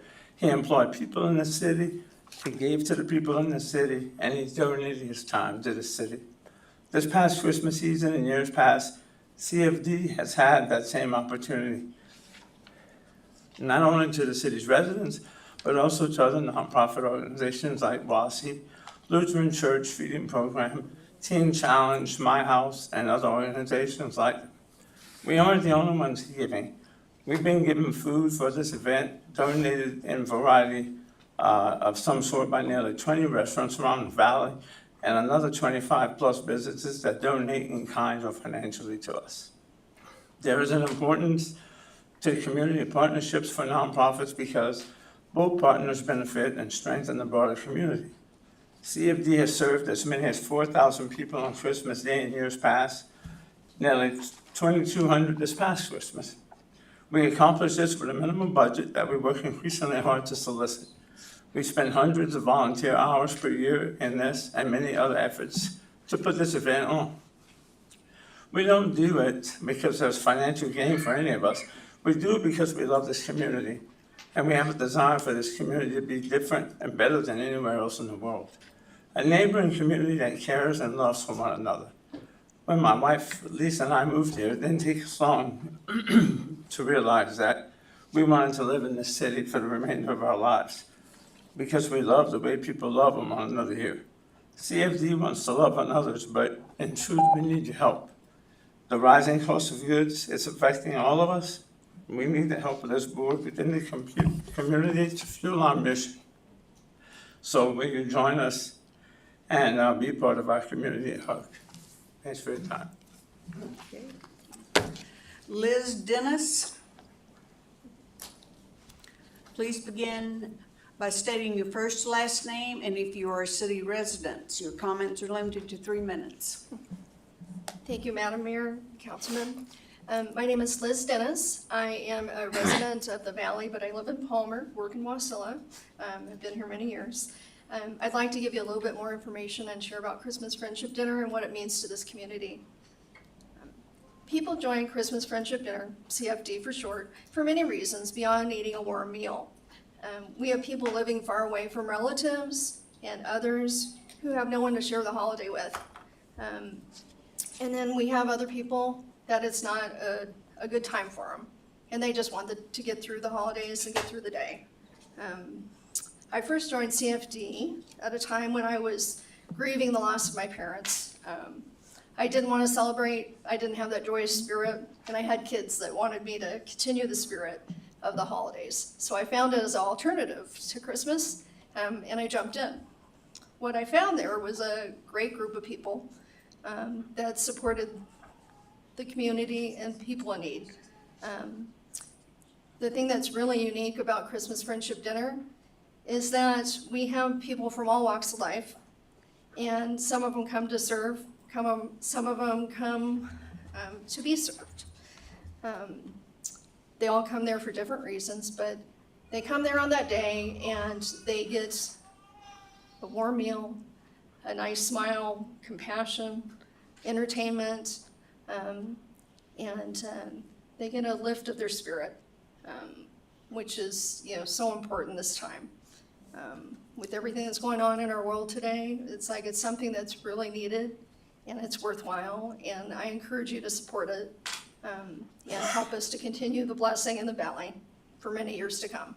Thank you. Juanita Patterson. I won't be speaking. Okay. Chris Tyree.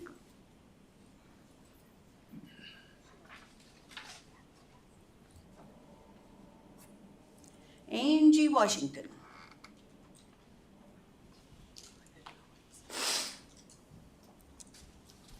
Please begin your testimony by stating your first and last name, and if you're a city resident, and your comments are limited to 3 minutes. Okay. Angela Washington, and yes, I'm a city resident. I'm here to ask for your help. I joined the Christmas Friendship Dinner 20 years ago. I lived here and didn't have family here, so I decided to help out. I started helping a lot and did it for 20 years.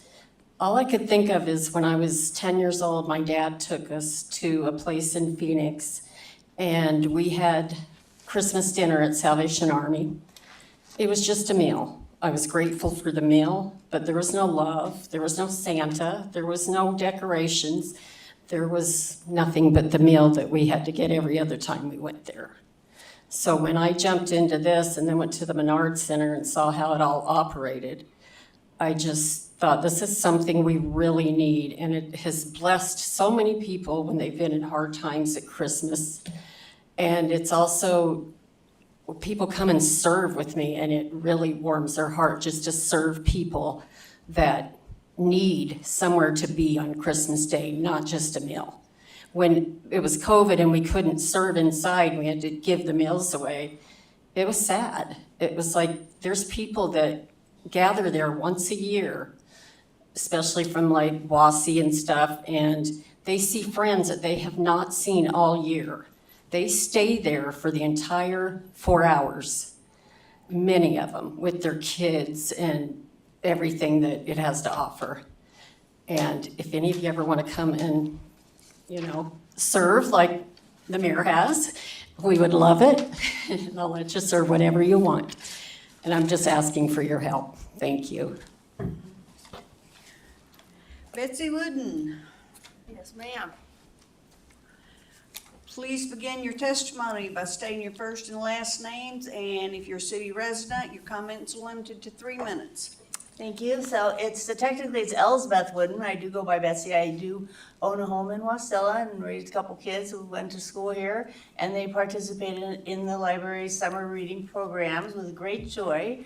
So I am now volunteering and became a life member of Friends of the Wasilla Library. I'm loving it.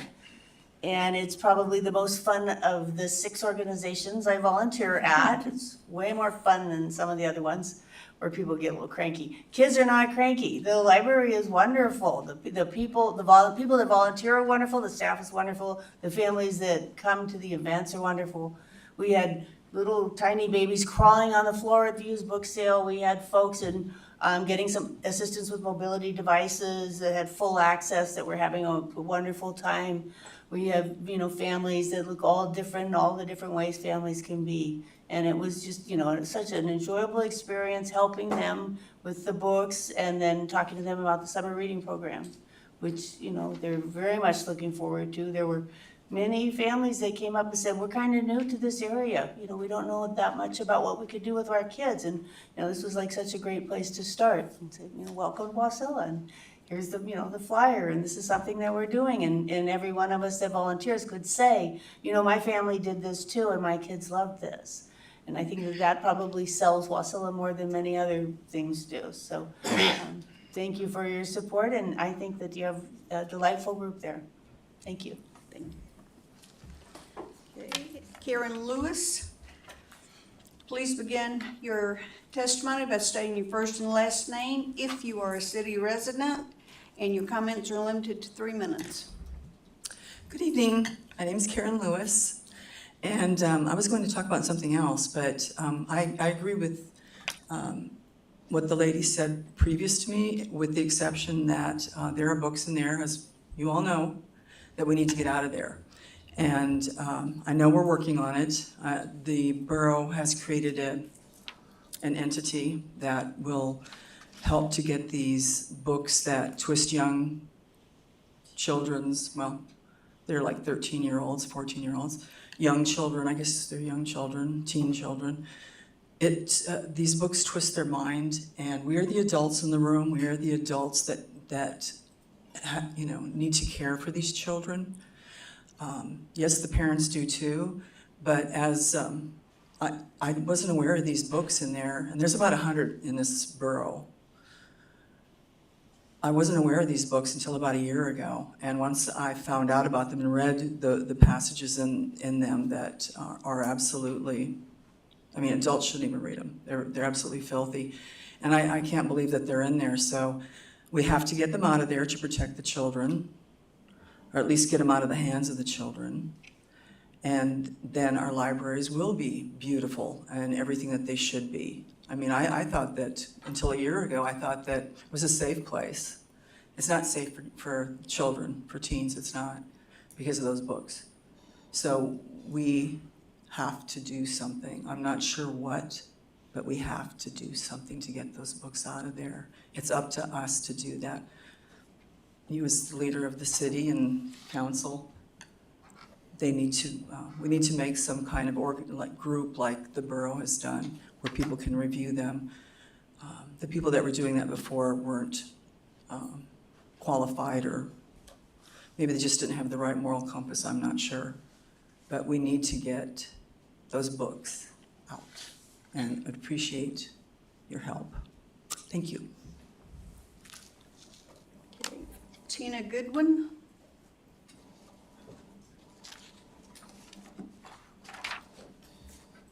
Hello, my name is Tina Goodwin. I'm not a member of Wasilla City. I live in Palmer. But I volunteer with the Christmas Friendship Dinner. We've been volunteering for about 14 years as a family. It's become a tradition to serve on Christmas Day. 2 years ago, I decided to be more involved and started attending board meetings, and I totally fell in love with the mission and the compassion that the volunteers and board members have with the people that they serve in our community.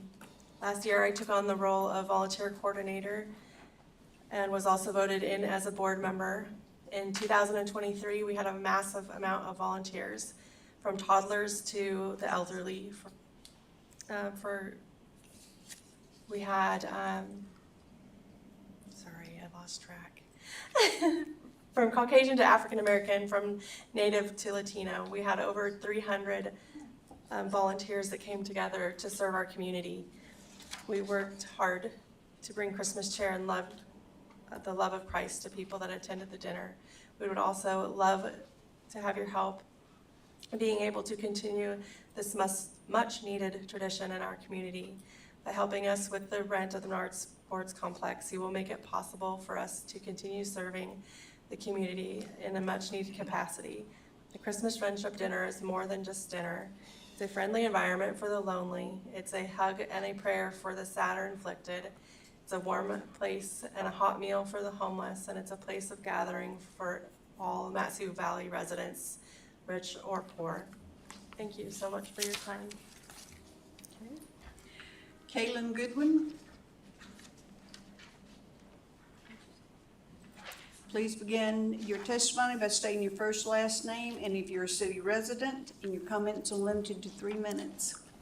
Hi, I'm Kyla Goodwin. I am a resident of Palmer, not Wasilla, and I'm a junior at Colony High School. I've been volunteering for the Christmas Friendship Dinner since I was about 2, and most would say that is 15 years of work experience in the bag.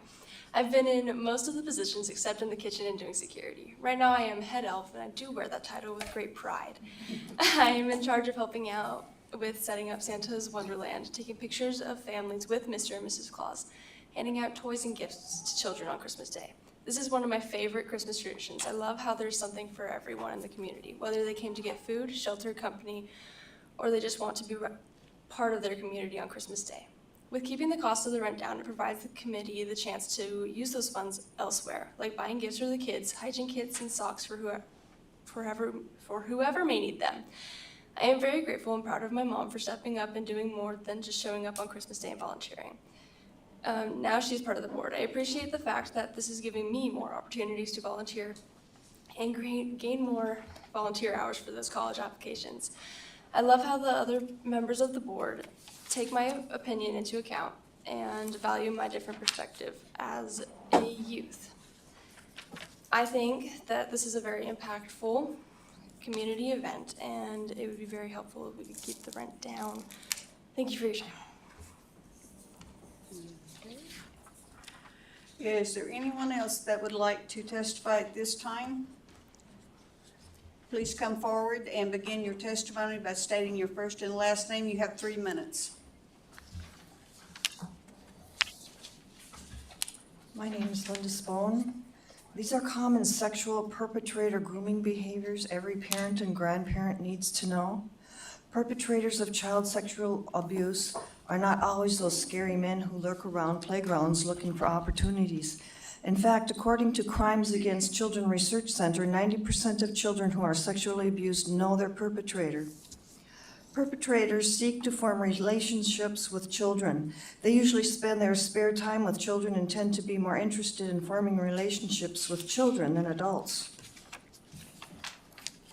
Perpetrators will single out one child as special and give him or her extra attention and gifts as a way to form a bond between them. They will take special interest in a child's look and dress and may take excessive pictures of the child. Perpetrators will try to test the boundaries of a child's comfort levels. Sometimes they will tell off-colored or sexualized jokes to see how the child will respond. They may try to play sexualized games such as Pants In, Truth or Dare, or strip games. Sounds like several libraries in the state's drag queen shows. Perpetrators will see how the child reacts when they enter a child's room or normal places where children are expected to have privacy, such as restrooms. Perpetrators thrive in secrecy, and testing boundaries helps them to know if they can continue without being caught. Perpetrators will test the boundaries of touch with your child. They usually begin with non-sexual touches such as high fives and hugging. They may slowly progress to inappropriate touching such as accidentally grazing a private part of the body just to see how the child will react. They may kiss or have the child sit on their lap, like lap sitting hour at Palmer Library. Lap sitting story hour, excuse me. The thing to note is they will move from very innocent touching and progress to more sexual touching in order to test the reaction of the child. Perpetrators often share sexualized material in order to normalize sex. They will use sexual terms freely in the presence of the child. They will show sexualized pictures or videos. They will often begin a sexualized relationship through messaging or texting first. Books on the shelves in children and youth sections such as Anne Frank's diary, The Graphic Adaptation, Identical Damsel, Red Hood, for example, in Wasilla Public Library, I Am Jazz, donated by Matsu Moms, Social Justice, and Friends of the Wasilla Library. Perpetrators will look for any communication channel to communicate with a child secretly. Often these interactions begin online. They often encourage texting, email, and call to be Ma'am, secret. your time is up.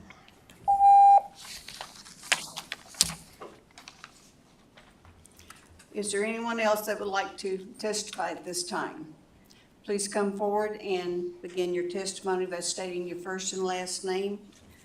If you're a city resident, and you have 3 minutes. Hi, my name is Lisa Thibodeau. I am a resident of Wasilla, and I'm thankful for the mayor and the council members to hear me. I'm speaking on the Christmas Friendship Dinner. Randolph and I both have about 9 or 10 kids between us that we raised, or biologically or raised, and they're all grown, and we decided to move here in December of 2022. And we love it here. And first thing we started looking for was different people reaching out in the community, trying to find friends, people our age and stuff. And on the Nextdoor app, Tina Goodwin had posted about the Christmas Friendship Dinner. And so that's how we got involved. And we've met the most wonderful people. And I can't tell you how neat it was to my heart, because our kids are grown and they're gone, and we didn't know anybody here. I do have a son that lives here, but he was doing his own thing, and so we could serve the community. And we've met so many different people, like I'm sorry, I don't remember her last name, from WASI, so that we have connections and information on where to go once we can't take care of ourselves, or we need a place to rest or whatever. But I can't express to y'all. And one other thing that I didn't catch anyone else saying is, this isn't just for Wasilla, but we have people that come all the way from Big Lake in Houston and Willow that come to here, just here, because they don't have anything like that there. And it's really, it was our first time to be there, and our first volunteer experience with the city, and we just love it. We've gotten involved with a Rotary group picking up trash, and I just want to thank you and just say that we love Wasilla, and thank you for letting us be a part. Is there anyone else that wants to testify at this time? Please begin your testimony by stating your first and last names if you are a city resident, and your comments are limited to 3 minutes. Good evening, Mayor and Council. My name is Mark Spohn, and I'm a taxpayer in the city. And you've been discussing budget items and how you spend your money. Well, this is a book you're spending your money on called Damsel, that you allow the youth to be able to have access in the library. And apparently, since you decide where the money's being spent, I assume you approve of this. And I'll just give you a short example, because it's not something I think you'd want to listen very much of. He did not wait for an answer, and still he did not free Anna's hands, holding them both in one of his. He managed to twist free the buttons of his trousers, and then he guided Anna's fingers to shaft him. Sir, you know this is being streamed live. Yes, and can you make sure on the streaming live that you as mayor and the council are allowing this to have children to have access in your library? Just make sure that they understand who's supporting this. I am not. A noise like a hiss escaped from Emery as he used his hands to wrap Anna's fingers around his yard. It was not hot and hot. It was hot and hard with a dew-wet drip at its tip. Emery moved Anna's hands with his grip up and down, slowly at first and then faster. until with a grunt and a groan and a spasm so tight that the knuckles of Anna's fingers cracked, a jet of warmth spilled out of him and trickled down Anna's hands, still encased in emeries. And this is what you're allowing, and well, what should we do about it? You don't seem to have a clue. You're using taxpayer funds for it. You could do something about it if you cared. But you just, oh, what should we do about it? And you don't want it read to the public. I don't want to read it to the public. And you surely don't want to get it in the youth hands. Pornography addiction in the world is the largest addiction for youth in the world. And everybody goes, yeah, no big deal. I understand there's other ways they can access it, but this is being supplied with taxpayer money, and I contribute to that, and I don't want to. Thank you for your time. Want me to return it for you, sir? Would you like me to return that to the library for you? I think it shouldn't go at this Betsy, time. Yes, ma'am. is there anyone else that would like to testify at this time? Hearing none, we will close persons to be heard.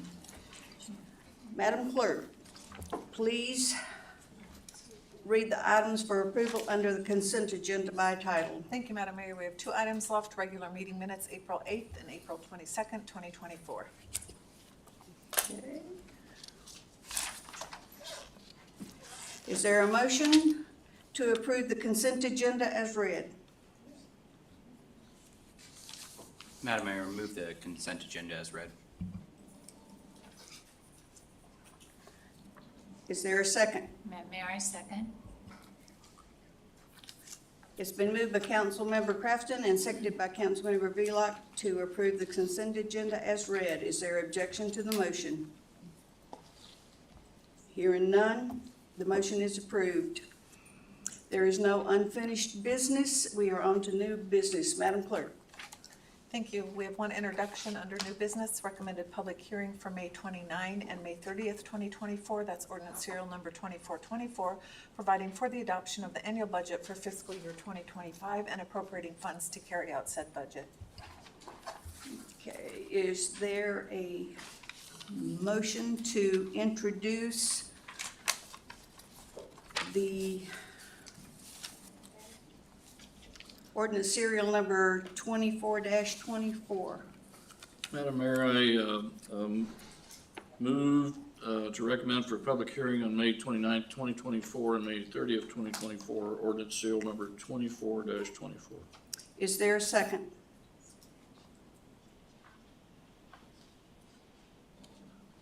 Madam Mayor, I second.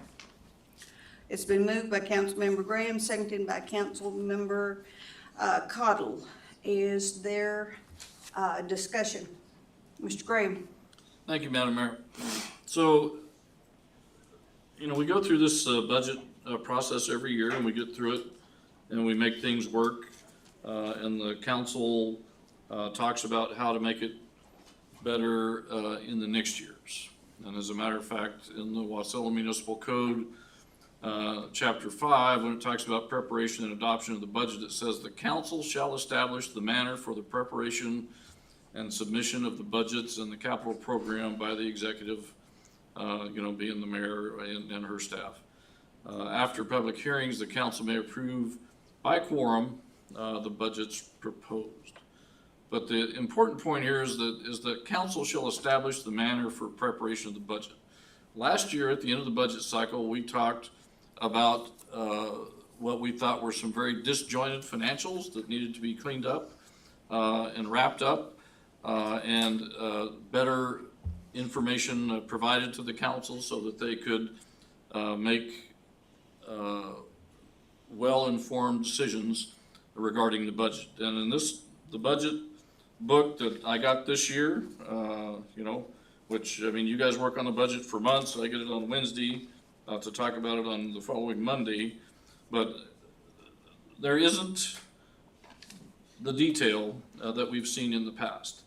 And the main function of the council is to make budgetary decisions so that the city can move forward, so that the mayor and her staff can move forward and say, these are the things that we're going to accomplish, and these are things that we want to accomplish, and here's the money that we're going to do that we're gonna use to do that, and the council says, yep, that sounds like a good idea to us, let's make that work. But it doesn't happen that quickly, you know what I mean? That's why we have 5 special meetings set up to discuss the budget, is so the council has time to digest these numbers, to talk to the staff about these numbers, and to make decisions. So here I have last year's book, okay, so I'm not just pulling this out of thin air. In each department, the expenditures are broken down. I can see what they spent money on. I can see here, this is the clerk's office, so I can see here that they spent $1,500 for transcripts for appeal hearings. I can see that they spent $550 on postage, and I can see that they spent $8,200 essentially in travel for the official duties of the clerk's office, as well as everything else in here. I don't see it in this book, and I don't see how I can make a decision without this information here. And I, for one, am not happy at all with the decision made at whatever level it was to give the council less information about the most important thing that they do, which is deal with the city budget. I would like to see the finance department, through the mayor or the executive, whatever the code says, to provide this information no later than Wednesday of this week, so that we have time to look at it before Saturday's meeting. The first Saturday's meeting. Without the information there, I don't see how I can move any part of the budget forward without that information. So I would suggest that this budget book kind of be reworked. There's a lot of great stuff in there, and it looks nice, and a lot of things I can learn from that book. But what I can't see is the little things that make a big difference. One drop in the bucket doesn't make much, but it doesn't take a whole lot to fill that bucket with drops. And if we know what those drops are, we can make sure that we're providing the right sized bucket there. So I don't know what the proper method for this is. I mean, it says that the council shall establish the method for the presentation. I don't know if I need to make a motion. I don't know if the mayor can decide this is so. I don't know what it takes, but I know at this point I don't have enough information to do my job, for which I was elected, to manage the budget or set the budget for the city of Wasilla for next year. Thank you, Madam Mayor. Madam Mayor. Now, if I recall, I think Casey had mentioned that whoever we report these to, that we were giving them too much information. And so I'm under the impression that the council will get a separate packet with that information, separate information. So it's just going to, you talked to us about it, that it will look different this year, but we will have that information separately. Is that right? Am I remembering that right? Yes, you're correct. That information is not currently in this budget. That is due to the fact that that document that you're currently looking at requires us to take the information out of our current budget software, copy and paste it over and format it into an Excel spreadsheet that takes roughly anywhere from 40 to 60 hours to do. We have not had time to do that due to the fact that our audits for the last 2 years were delayed in getting approved by the council, as you remember on December was when FY22's audit was approved, and then also on April 7th, which was less than almost a month ago, we approved the FY23 audit, which is what we base and trend all of our analysis and our numbers off of. So we were waiting for FY23 in order to get all of our information.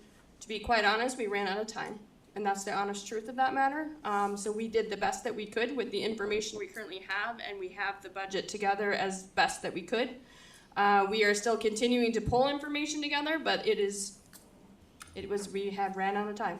And we also are in the middle of currently demonstrating current enterprise resource planning demonstrations, which lasts about 20 hours a week, that we have been going through for the last 4 weeks. So we are constantly busy, and we are working as fast and as most as we can, but we are limited to the amount of staff that we have in our department right now. And I also will say that we are playing a very new card. The two individuals who were doing the budget prior to here were both here anywhere from 18 to 13 years, and we have brand new people who have not ran into the system before. And so we are working the best we can with the knowledge we can to get the information out of it. So.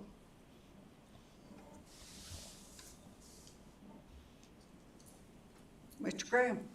Thank you, Madam Mayor, and thank you, Cassie. Like I said, the information you put together was good, but it's not the information I need. You say the information I need is out there, and it just is gonna take time to put it together and make that happen. Mayor, I'm sorry, I need to interrupt here. I just want to make sure, one of the most fundamental rules in municipal governance is that when we're talking about a direct task, an activity, that we direct the mayor and not the director. And I think this is something you all do very well, including you, Councilmember Graham. Usually there is this really collaborative approach in Wasilla, and council asks questions and sometimes talks about what they need. But for purposes of the minutes that we're creating, we are really talking about specific information not being given in the way that you need it. And I think Councilmember Graham, you recognize that you weren't quite sure where to direct your request, and I would just say direct it at the mayor, so that it's clear that you're not directing administrative staff, which is pretty good. And my apologies. That's helpful. My apologies if it appeared such. I'm simply explaining to our finance director that I don't have the information that I need to move forward on the budget at this time. The city staffing issues are city staffing issues, but city council issues are city council issues as well. And one of the things that Wasilla Municipal Code directs is that the city council say this is how we want our information, and that's what we're doing at this time. So there is a motion on the floor to recommend for public hearing ordinance serial number 2424. Madam Mayor, I move to postpone until the next regular meeting, the introduction for the adoption of funds for the budget under ordinance serial number 2424. Mr. Graham? Next regular meeting. Well, we can't meet our deadlines. And I can't meet my deadline. I can't meet my deadline because I'm not given the information that I needed.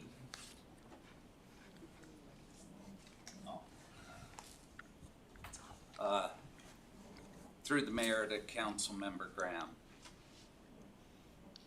I still believe that it could be introduced, and by next week that you could have the detail.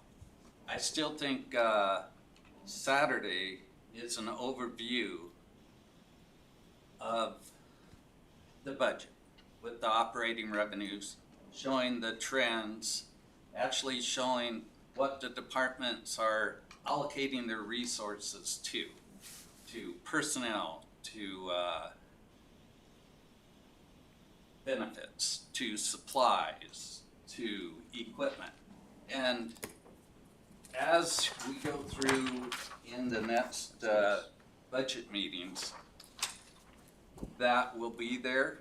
But again, that detail all rolls up into approximately 5 categories. You know, this that we're seeing here, and obviously the council has a right to demand what they need. In the past, that level of detail was not given 10 years ago. But I mean, this is, again, your budget. I would still recommend that we introduce it with the ability that you will have that information by next week. And when you go through the departments, you will have the time to make those decisions of, if you don't want, something in small tools and equipment at $5,000, that you can cut that out.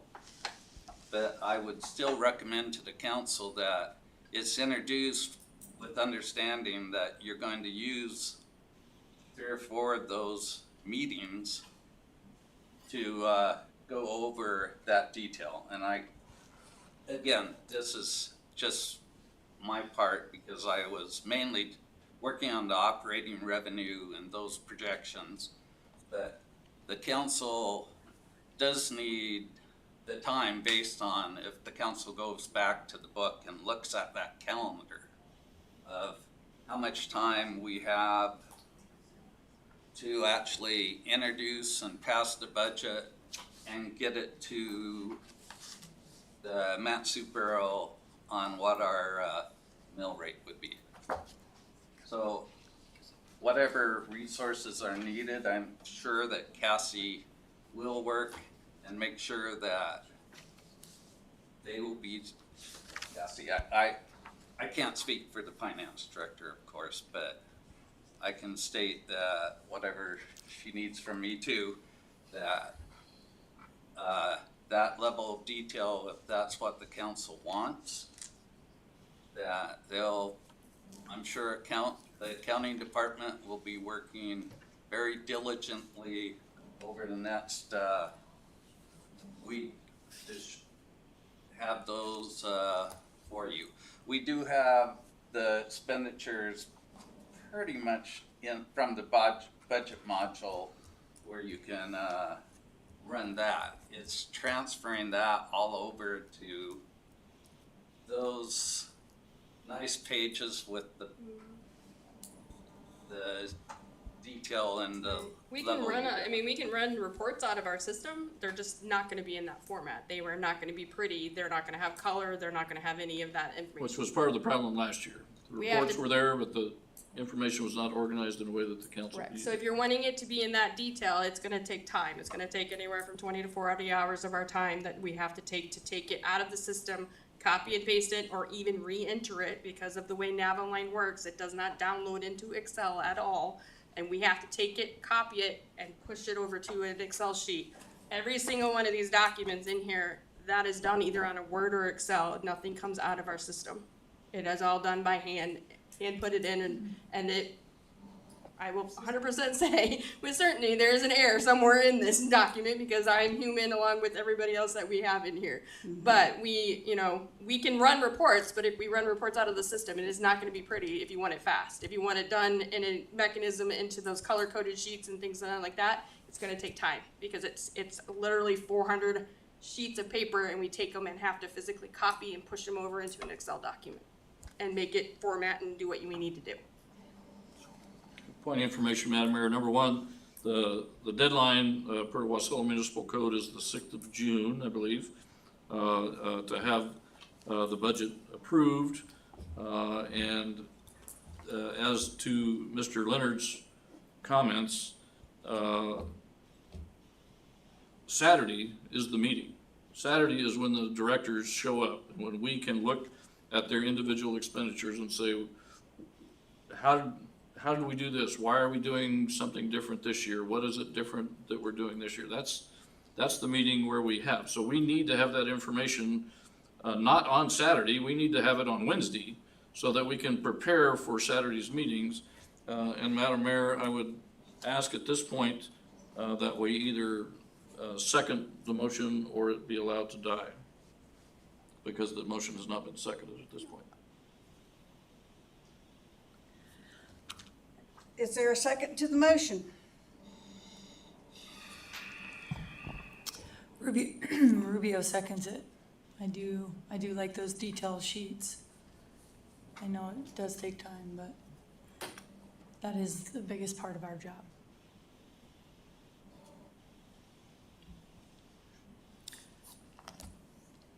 Is there further discussion? Madam Mayor, as Councilperson Rubio said, this is the biggest part of our job, you know, by far. Everything that happens in the city happens because of the budget. You know, the budget gets revised, gets moved around, but there isn't typically very significant movement within the budget during the year. So without the budget, you know, the city can't move forward, and technically it can't even move because there's not any money if we don't get things approved and get things done on time, which in this case is the 6th of June. But we can't just be asked to make blind decisions. That's not what people elected us to do. People elected us to study the issues and to come forward with solutions, with questions, with new ordinances, killing off ordinances, to whatever it takes to move the city forward and make the city a better place to live and to assure that the citizens receive appropriate levels of service. And when I say citizens, that includes the businesses and nonprofits as well. So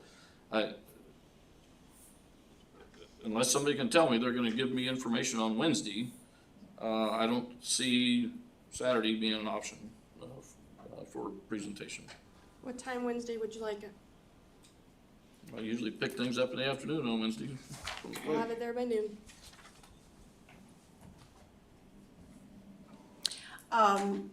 Cassie, can you, before they vote on this, can you tell them what the auditor said about all of that big packet of information that we are going to, when they come back and look, they are going to start downgrading our performance rating? So that's actually our GFOA. So to submit our GFOA into getting the prestigious budget award, we submit into them a completed checklist that we go through. And the last 3 years that I've confined history and comments on, their information has stated that we are giving too much information within our budget. That is too much detailed information down to too far into the information, because our city budget that we are presenting, the budget books as we are here, is for public notification and for public information, and therefore it's too much information based upon their perspective. We probably will include it possibly in the back of the appendix, but I will not be submitting it into GFOA due to those reasons, because they will not, more than likely, due to the fact that they have given us 3 warnings already that it's too much information, they will probably no longer award us that GFOA award, and so I will probably be leaving it out due to the fact that this has been submitted the way it has. But yes, it's been noted quite a few times in our comments back from the different examiners, I think is what they call them, from the GFOA, that they have a lot of information that is given to the general public that's normally not given out based upon their recommendations. I'd also want to recommend another part of this is a reminder is that our budget is made up of 77% personnel. The other 15% of that budget, after that fact of the matter, is 15% is utility cost. The remaining 9% of our budget is all the non-personnel costs of supplies, contracts, things of those natures. I just want to put that into perspective, that our major number 1 expense of the city is personnel costs. And so that information will not be coming out in these detailed reports. That comes out in the information that resides in this budget. So just a reminder of that. Mr. Graham. Madam Mayor and Madam Finance Director, thank you, but if I could suggest that it's more important that the City Council be given the information it needs so that it can give you the thumbs up, the outstanding performance, than it is for the Government Finance Officers Association to get that award. It's more important that the City Council have that information to be able to produce a budget, which is the envy of many cities around the state, the way that we manage our budget. But we do that with the information that we have had. If GFOA doesn't like it and you can't, find a way to format it so that GFOA likes it, I'm really not concerned that they say, well, you have an excellent report instead of an outstanding report. that we need the information, we need to move forward on the budget, not GFOA. All they're doing is giving us a gold star. Thank you. Madam Mayor? Mr. Johnson? Madam Mayor, I really look at this is the city council's budget, this is Wasilla's budget. It's not the auditors, it's not any other organization's budget, it's our, and we are tasked with it. So if somebody else doesn't quite like it, well, okay, that's the way that it is. I mean, we need the information. People voted for us to make our due diligence. And if other people have a different feeling as about what due diligence is, well, okay, that's their problem. I can only answer to my own conscience of being able to say, we went over the budget in the way that we needed the budget done with. Thank you. Madam Mayor, can I just Ms. comment to you? Villar. And I understand totally. I think what the finance director is saying too, that just that it needs to be submitted in a certain way. I know I worked at MTA, everyone's got to hear about my former life, but for many, many years, we did budgets, big budgets, and MTA's budget is also public knowledge. You know, we put out public financial statements, and it doesn't have that little detail. Yes, people who worked on the budget, all of us at MTA, we could see that detail. And I don't think that's being kept from us. It's just going to be separate from what the public receives. I think we're going to receive that. I think Cassie has stated that even in a previous meeting that we will get it. Also, Mr. Leonard, you stated that this meeting coming up on Saturday, and I haven't really looked closely, that it is an overview. This is it, and we have future meetings that we're going, our line by lines. Is this what you're saying is more of an overview? Would we give finance more time to, are we at the point in these meetings that we will be using that detail? That detail is important and we do use it. Would we be using that detail in Saturday's meeting? I mean, is that when we go through this line by line? Because we do that. Or is it more overview? Are we hearing? Jamie? Through the chair to the council. As far as, do you remember back to our meeting a month ago, 2 months ago? I believe that's the intent of Saturday, or at least I thought that's what Saturday's meting was. Okay. That's how I've advertised Saturday's meting, departmental presentations. And we're going through every little the detail, the backup. If that's what we're doing, we do need that. If that's not what we're doing, that means that gives finance more time. That's all I was asking. Madam Mayor? Mr. Leonard? Oh, I'm in. Madam Mayor to Councilman Villar. And I guess this is a communication on what the first initial view of the budget is to tell the budget, or tell the council and policymakers what this budget is doing. So we're not believing that this original meeting with the directors and with the council members was starting to go through because it was going to be a committee as the whole, of going through and saying, in small tools and equipment, this is each item. We thought, I believe, that it was going to be more of a big picture of saying, these are our operating revenues. These were the goals and objectives that the council set. And these are the resources that are needed to meet that. And to also allow the directors to discuss what resources that they need.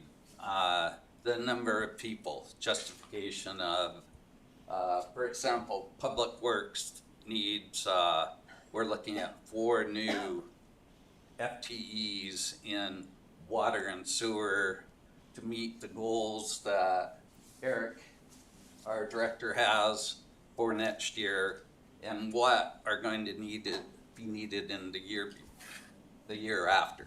So usually in budgets that I've been involved in, and of course the council does direct how they want it. If they want to immediately go into the detail, then I don't believe that the directors would even be ready by Saturday to do that type of detail. I can't answer for the directors, but this was more of a big picture of going through what the directors needed as resources. And then as we go through the next 3 to 4 meetings, then you would get into like you have done in the past where you go, this is the clerk's office, supplies, small tools and equipment, do you have any changes? But again, that was what the view that I thought Saturday was. And I think administration too.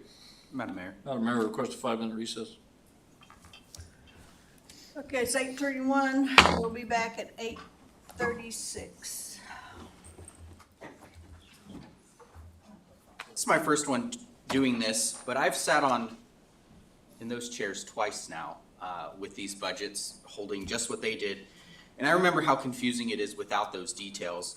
And I remember last year, this was a topic of conversation as well, was getting that detailed information. And it was discussed at that time as well, that they wanted to keep that detailed information in there. Looking at the calendar, which has been mentioned multiple times as well, it says Saturday's meeting is the discussion regarding departmental and capital budgets. So I mean, from everything that the council's been told, we were gonna have an in-depth meeting, and the way it's been done in the past, from what I recall, is the mayor basically goes by account numbers. We do the clerks like we did earlier this year, and we go through the different accounts, 10, 20, 30, 40, 50, and that's where we go through all those details, and the council looks them over. I know, Cassie, you said we were gonna be getting those details. Are you saying we're gonna get them by Wednesday, or what's your intent on prior today? Mr. Crafton, you cannot direct my I'm not directors directing, I'm to do asking a question. anything. I'm asking a question of You what her ask intent. it through the mayor. Mayor, I'm curious if her intent was to give it to us Saturday, we were gonna get dropped all of that detail, or if we were hoping to get it sooner. That's what I was curious about. Madam Mayor, there's a, council, if I may, there's a motion pending before the body, which is made by Councilmember Graham, seconded by Councilmember Rubio, to direct the administration, the mayor as head of administration, to provide the detail sheets by Wednesday, May 15th at noon, unless I got that incorrectly. Okay, my question is to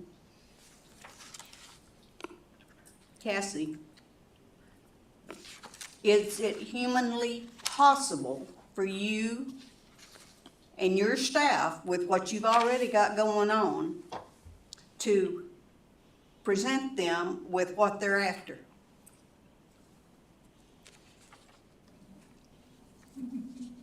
Humanly possible? No, but I will be here all night if I have to be. I've already put in over 100 hours on this budget, so it's not gonna be one more 20-hour workday is not gonna be the end of the world. I will have it to the clerk's office at noon on Wednesday, May 15th. My beginning, I was planning on getting it to the clerk's office or to the council on Thursday, but if we are moving it up to May 15th at noon, we will do so. It is completely up to you, the deadline. I don't know about the rest of the Mayor? council. I do want to raise one issue for council. You are now directing employees as to a specific date and time that you will get a submission on the budget based on a provision that, in my opinion, was designed to allow council to, at the forefront, in a grand scheme of things, say, this is how our budget should be presented to us, which I think council's doing when you say we want this detail. But, and I understand that there is this there is this conflict between wanting the information by Saturday and thinking that it would be helpful to have it by Wednesday to digest it. But on the legal front, because we're making that decision right now on the floor, we're directing an employee of the mayor, or saying, really, you will get this to us within this 24-hour window that we are telling you that we need this information. So one of the things I would highly recommend is after we get through this budget cycle, however this works out, because this is gonna be very difficult, right? When you're asking for information, you're asking for it in a very finite period of time. And we've had a process in the past, and in the past, the council has reacted to the budget as submitted by the mayor and the finance director, and then sort of given direction as to additional information they might need back and forth. But there's no standing order or provision that says we receive our budget in the following format. That is council's right? That's what council does. It can adopt laws, legislative, and policy, so you get what you need as a body. But we are now delving into this, directing individual members to work overtime in order to get a specific document, and that's not comfortable. So I'm not saying that it doesn't happen. It sounds like it's going through the mayor, and this is gonna end up where everybody needs it to be. But after this process, I highly recommend that you develop a process that is clearly council's direction on a policy-based front as to what it needs in its budgets, or budget documents. Point of order, Madam Mayor. So, the motion on the floor is to postpone, the budget, was it the introduction of the budget, I believe, is to postpone indefinitely, or postpone until time certain. Is that not correct? I believe that was what was seconded by Commissioner Rubio. No, sir, unless I'm completely, the motion before, the one seconded by Councilmember Rubio was to have the detail sheets by Wednesday, May 15th at noon. Deputy Clerk, did you hear? Yeah. Prior to that, the motion before you was to introduce and set for public hearing on May 29th and May 30th. So we went from that to the detail sheet. Well, we went from that, and then I asked for a second. If there was gonna be a second, the mayor asked for a second, and Councilmember Rubio spoke up with second. So the point of order here is that while the attorney may be right in what she's saying, what the council is doing is directing the mayor or the administration, however you want to look at that, to provide information that was requested after the last budget meeting. So that was requested a year ago. The format was requested a year ago. So it's not like we're saying, okay, dive in and do this. We're saying, remember we said we were gonna do this, so let's do this. And the council is, willing, it sounds like is willing to compromise to have just 3 days to look at it versus the normal 5 or 6 days to look at it. And in my opinion, that's what we're debating is the postpone, because I never heard anybody make a motion having a specific date. But if the mayor directs the finance department to provide that information by noon on Wednesday, I would withdraw my motion and ask Councilperson Rubio to withdraw her second. But I believe that's the motion on the floor, because I never heard a motion talking about the 15th. I heard a lot of discussion talking about the 15th, but I didn't hear a motion. Madam Mayor, I heard that too. I thought we were discussing the postponement of this, and Of what? of the 29th and 30th meeting. That was the motion on the floor, from what I recall, Mr. Graham stating. We did discuss. There was no second on that. But, you No, guys there can. wasn't. There wasn't a second on that. Do you wanna Rubio, just start over? Tell me, correct me if I'm wrong. I don't think You seconded having the information on Wednesday. I don't think the May 15th thing was out there yet, to tell you the truth. I don't know. I don't think it was out there yet. I really don't. Jamie, I don't think it was Okay, out there. let's start, what's out there? Yeah. To postpone it because we either. To postpone the Yeah, we don't- introduction? I don't think, with my second, I didn't want her to have to work nonstop for the next 24 hours, whatever it is to get those, but we do need those in a timely manner. And if we have to move the meeting from Saturday to a different day, I think that's what I think we're asking. Because showing up on Saturday with, you know, her pressing that, I mean, she's gonna be tired, exhausted already, you know what I mean? I don't think any of us want that. We just want the detailed sheets for us to review and do our job. We don't wanna be rushed on our job either. I think that's ultimately what you're looking at is, I feel like everyone's pushed right now against the wall. And just to keep pushing, just to keep pushing the buttons to the next person, that's a domino effect. So I think right now the barrier is Saturday. We don't have what we need. We definitely don't want Cassie or her team to have to work nonstop on this, something that, you know, maybe we thought was gonna be provided in a timely manner. I think now the correction is to move the Saturday, because, you know, pressing till Wednesday, I don't see why we would ask her to do that. Madam Mayor, if I may. Through the chair to the body, I don't know that I am completely advertised for Saturday. I don't know if so the Frontiersman only runs on Wednesdays and Fridays now.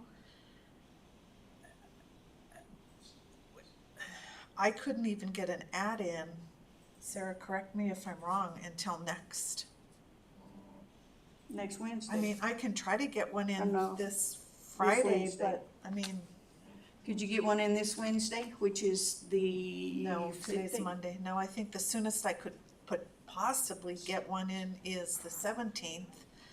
When do you guys want to try to have the Saturday meeting? If I may. The budget currently is going out to first reading for introduction on May 29th. Mm-hmm, Then it goes on the second one on May 30th. mm-hmm. Then we have scheduled meetings again on June 3rd, 4th, 5th, and 6th. Right. When I was projecting that we would be going through budget by budget, line by line, doing all those fun stuff that we were talking about. We necessarily would not need to do the Saturday meeting. The Saturday meeting was more for justification for personnel increases, different things that are happening, revenue projections, things of that nature. It can all be done on the 29th, the 30th, and June 3rd, 4th, 5th, and 6th if it needs to be. Budget adjustments that were given to the council can be done during that time also. I mean, there's no reason the Saturday was there for justification for reasons for changes in the budget. Mm-hmm. It was not necessarily to go, as I was understanding it, to go line by line. Right. But Because this is something we have never done before. This Saturday meeting, to let the department say, I need whatever it is, and this is fine. You know, and then on the 29th and 30th, then you would have and Cassie, correct me if I'm wrong, but you will have the line by line.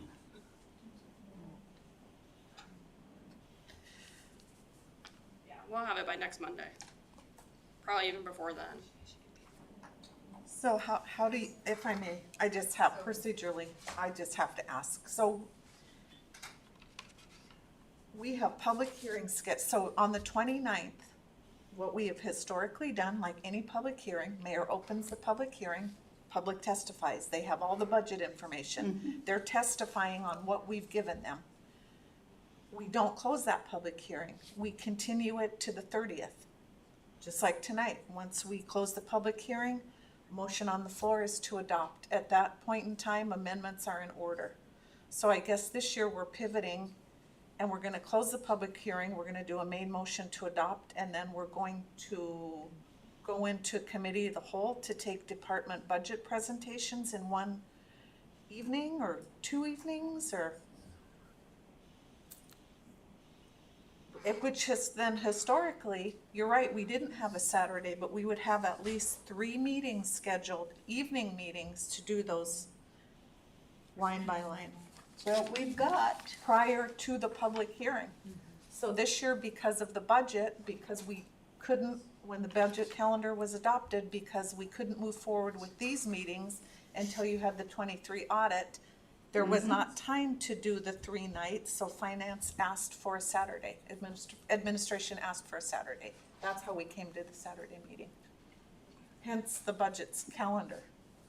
So I'm willing to do whatever needs to be done.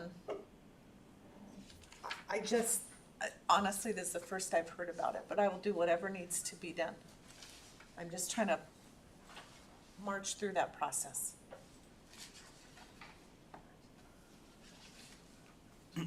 Madam Mayor, it sounded like Cassie had mentioned she was planning to have those detailed documents to us by Thursday. I mean, it's not as ideal as much time as I would like to review them. But I think also looking at the schedule, getting amendments and having public comment, I'll be honest, we're up against the clock here. I think I personally can make it work. I can't speak for the rest of the council.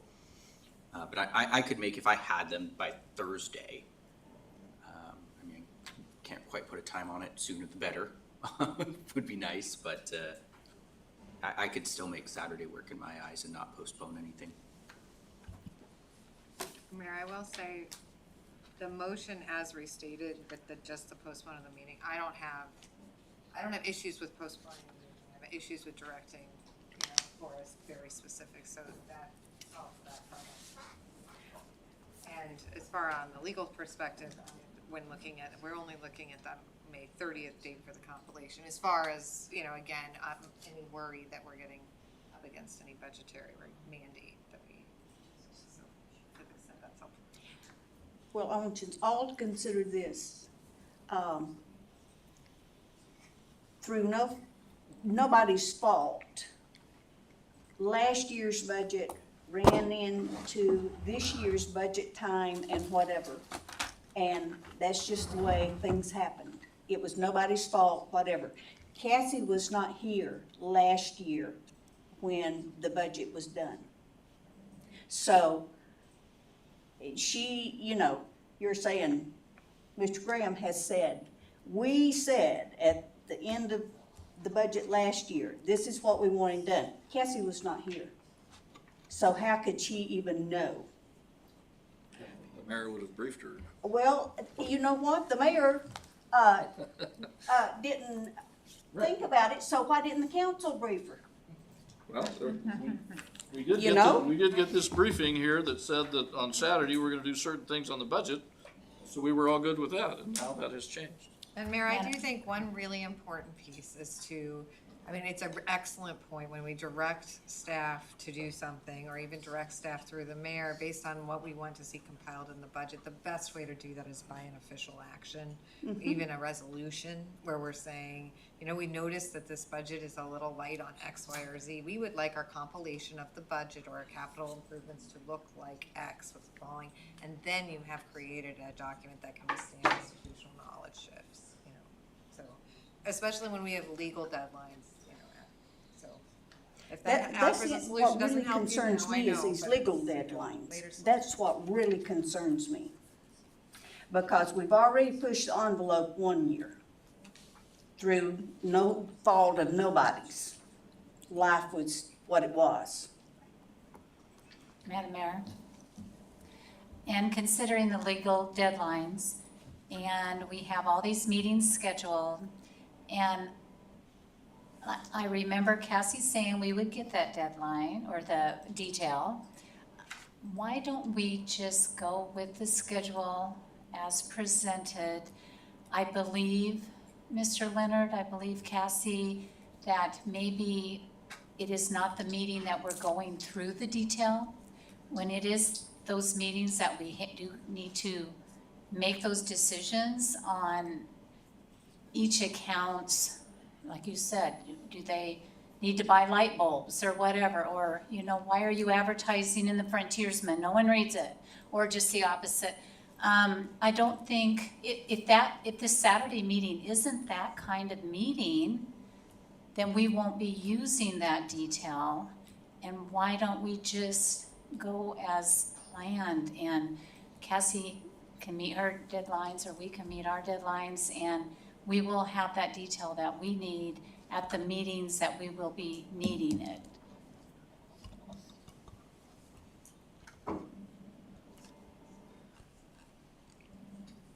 Mr. Graham? Thank you, Madam Mayor. Councilmember Crafton mentioned that as long as he had the information on Thursday, he'd be good to go. For me, that won't work. I'll be out of town Thursday and Friday, so I need to get it on Wednesday. So if the administration is directing its staff to do something like that, then I can work with it. But number one, I have to have the information, and number two, I have to have it on Wednesday sometime.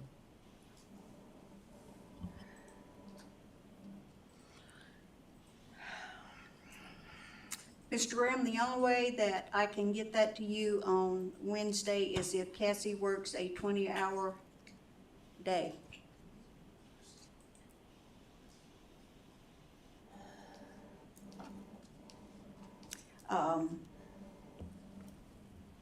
Will you have your iPad with you when you're out of town? I will, but it's intermittent, particularly when downloading this amount of data. Ted? Madam Mayor, to the clerk, we do have, and we left a week open between the 18th and the 29th. Mm-hmm. Is there a way that you could advertise for a Saturday? And again, council, I apologize. I'm just right now looking at my calendar for, any meetings the 23rd, 24th, and 25th. I don't know if the council would be available any of those days, but we could cancel the 18th and move it to that open week before the hearings. Before the 29th. Is that what you're saying? Yes, I'm saying that I believe the clerk's, Madam Mayor, to the clerk, that she said that she has to advertise by Wednesday or. So, through the chair, if I may, Ted, I also had that same thought. So we could do Okay. potentially, Let me look. Sorry, I don't have a calendar. Yeah. This week's what he's talking about, right? The 20th through the 24th. Yeah, Okay. anytime during that period if it works for the council. so to the council, do you want perhaps a Wednesday, Thursday night, a double night, like we've done in the past? Or do you want to put it to the next Saturday, the 25th? Wednesday, Thursday, like we've done in the past. Wednesday, Thursday's fine. Yes. It's a general consensus of Wednesday, Thursday, the, I'm going to ask for a motion. okay. If I may, so will we So- be able to notice, Sarah? They have to do it. What days? We're 5/22, 5/23. 22 and 23. So we can get it in Friday's paper, the 17th.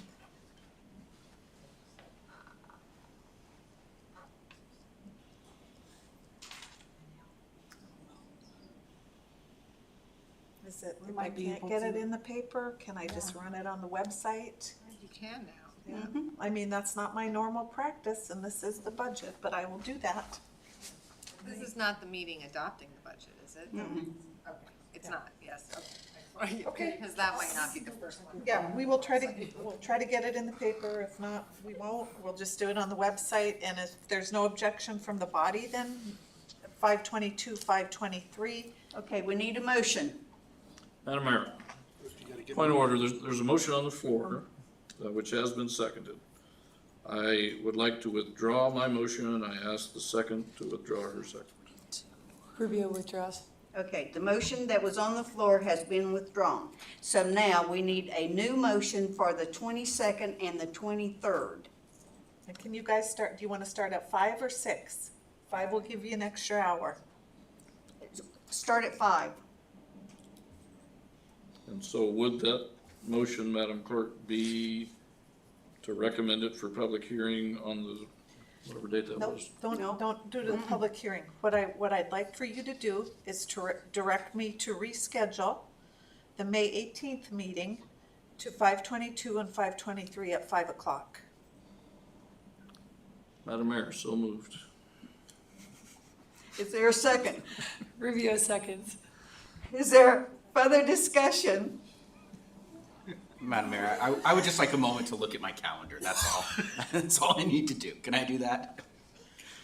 Your minute's up. Yeah.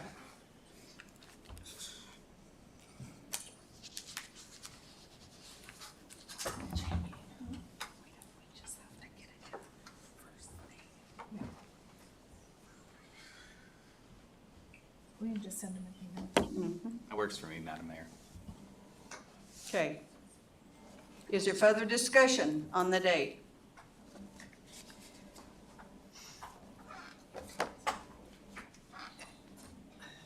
Jamie? Nope, is that any Okay. objection? Is there objection to the motion?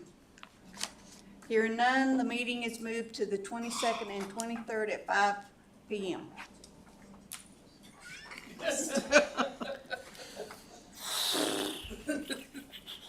No, you still have the motion to introduce and set for public hearing. Good? Madam Mayor, No, that's on the floor. it's on the floor already? Okay. Yeah. Discussion? Discussion on that. Is there any objection to introducing ordinance serial number 2424 and setting it for public hearing on May 29th and May 30th? Mr. Johnson? Is there an objection to the motion of introducing the budget for public hearing on the 29th and 30th? Okay, there's no objection. So that motion carries.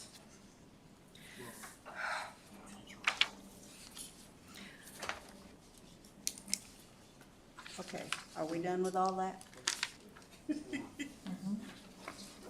Okay, we are to audience comments. It's a time for members of the public to share their views with the council.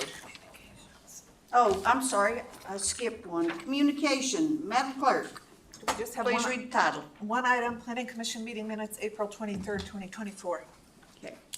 We are now to audience comments. It's a time for members of the public to share their views with the council. This is not a question and answer period or a time for dialogue. Speakers may be referred to administration, or issues raised may be taken under advisement by the council or administration. Is there anyone present who would like to address the city council at this time?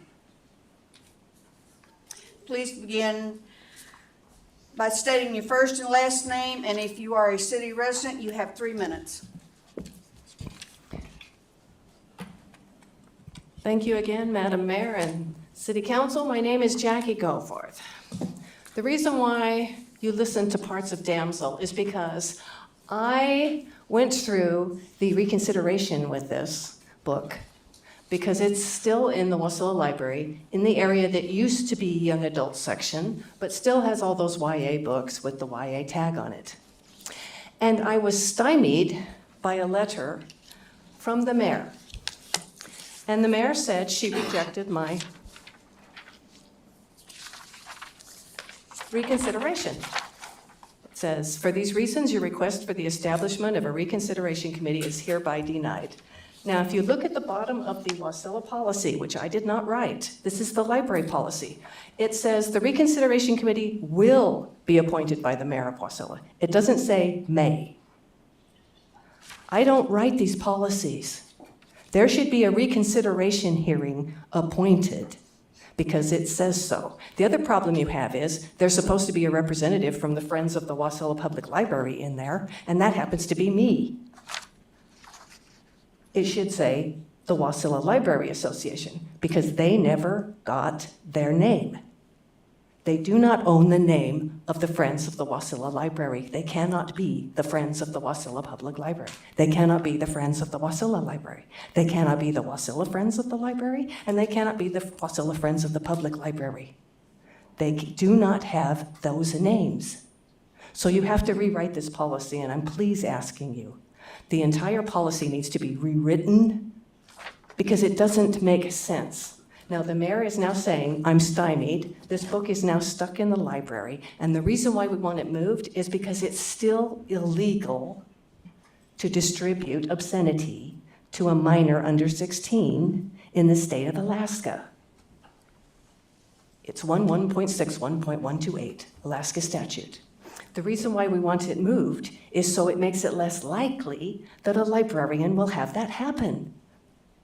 But I'm not even going to be able to speak about that, putting it in the real adult section, because I don't even get my hearing, even though it says it will be done. So where do I go next? Do I have to sue the city? I really need some help here with this. These are really bad books to put in the hands of children. And just because you have taken the toy store area where Barbies and Transformers are and said that it's now the adult section, it doesn't mean the kids aren't over there. I've been in the Wasilla Library. The young teens are over there because it's their section. And it says YA on the spines. And if you have it over there, they're going to find it. Thank you. Is there anyone else that would like to testify at this time? Please begin by stating your first and last name, and if you are a current city resident. My name is Linda Spohn, and I didn't quite finish last time, so I am going to back up one paragraph so that it kind of wraps in. Perpetrators often share sexualized material in order to normalize sex. They will use sexual terms freely in the presence of the child. They will show sexualized pictures or videos. They will often begin a sexualized relationship through messaging or texting first.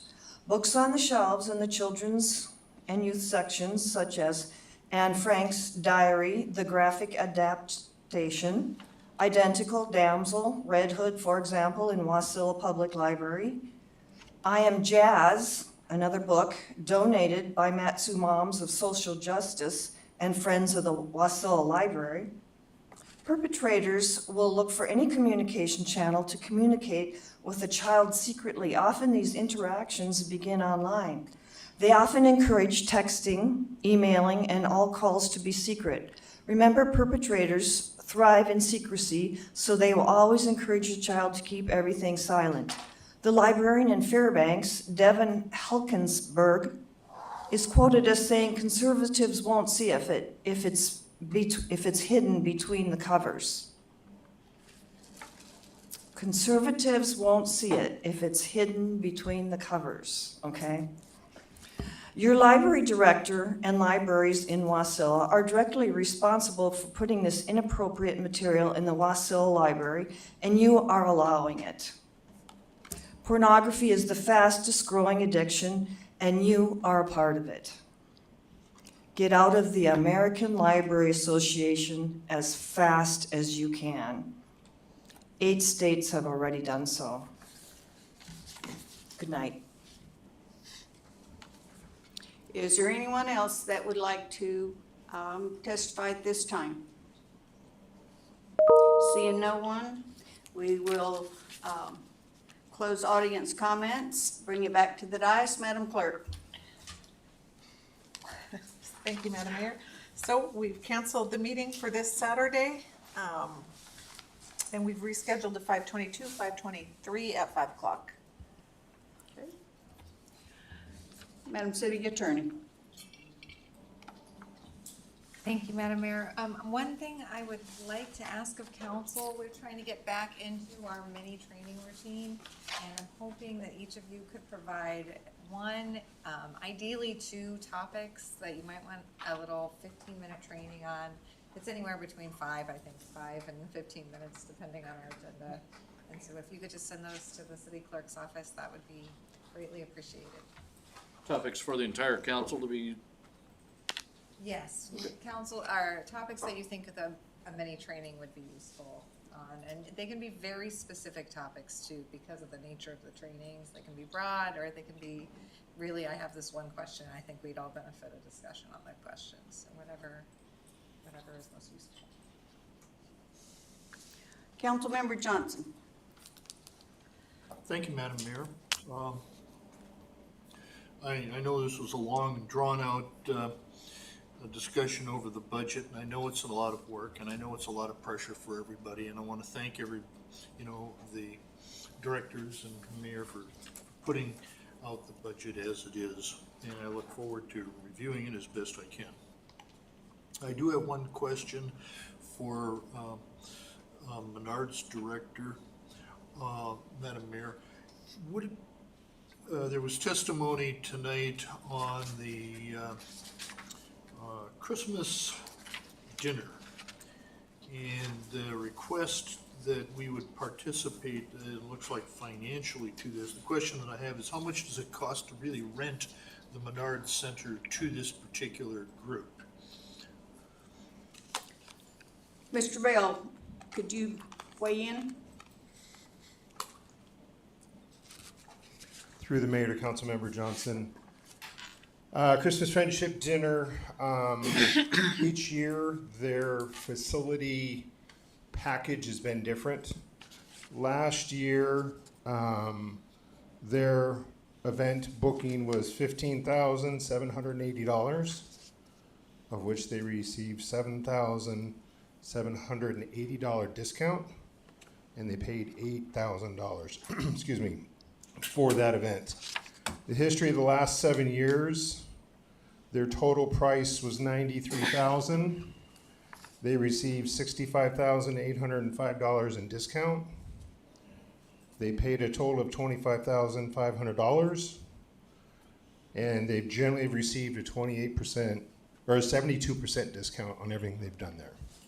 Last year, what we presented to them was we have to start getting, they're the only group that receives anything like this.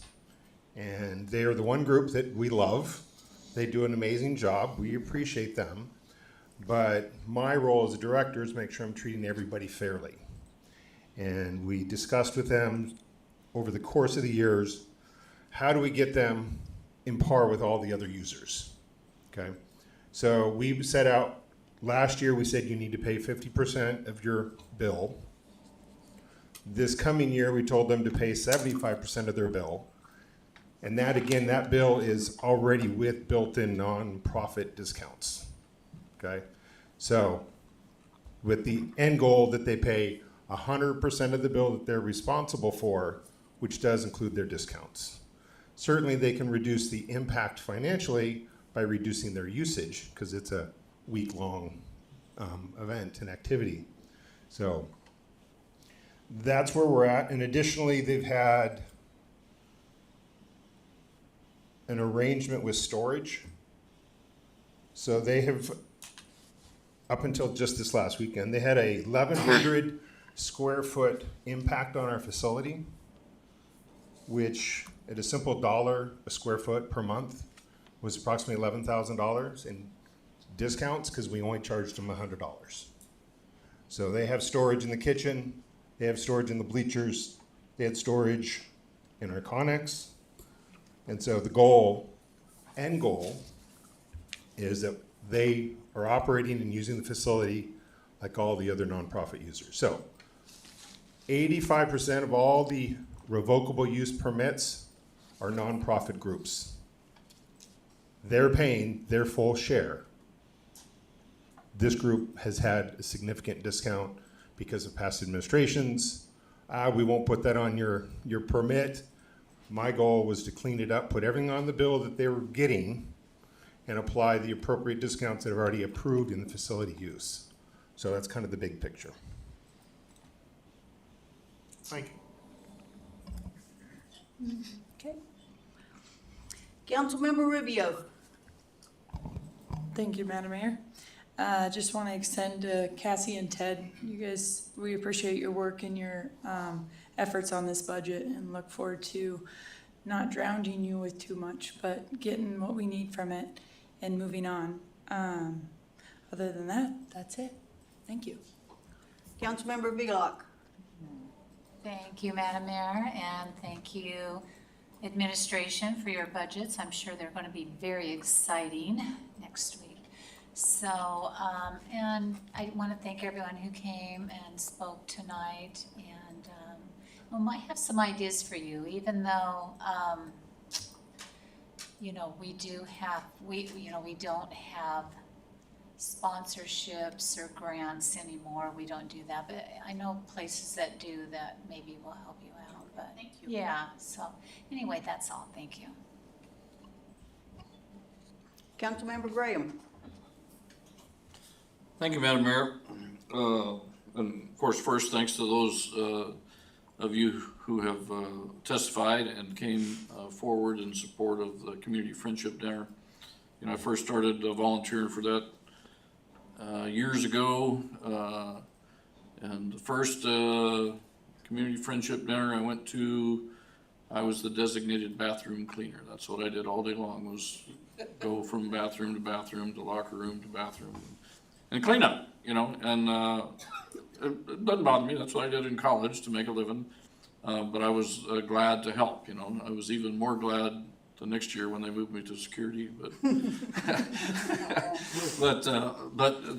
the point is, there's plenty of opportunities to volunteer there, and as a matter of fact, the last 3 years, you know, COVID, there wasn't any opportunity to do anything except for a few people.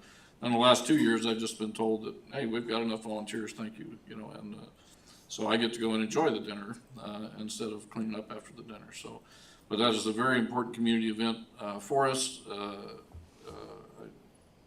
There's a lot of important things that happen, a lot of important community events that happen at the Menard Center, but that's by far, I think, the one that most points out the good things about our city, you know, which is the people who live here and the community feeling that we have. So thank you for being here and testifying tonight, and thank you for folks that are concerned about the library as well. So a couple of notes I wanted to bring up. I noticed the mayor called on me for the pledge today. It's a great honor for me to be able to lead the pledge. I think she might have been a little irritated because I delayed a little bit, but we had Let's wait for you to start. yeah, but we had a gentleman in the audience that had a difficult time standing. Oh, So I wanted to make sure that everybody had a chance to stand. You know, it wasn't that he didn't want to stand, he was trying to stand and just needed a little extra time. So I think that's certainly appropriate. Anybody that wants to participate in the pledge should certainly be allowed to do so. Also wanted to congratulate our new HR director. You picked a hell of a meeting to be your first one, but congratulations. You know, fortunately, most city council meetings aren't this long, but congratulations. It's great to have you here. Look forward to what you'll be doing in the department. Also wanted to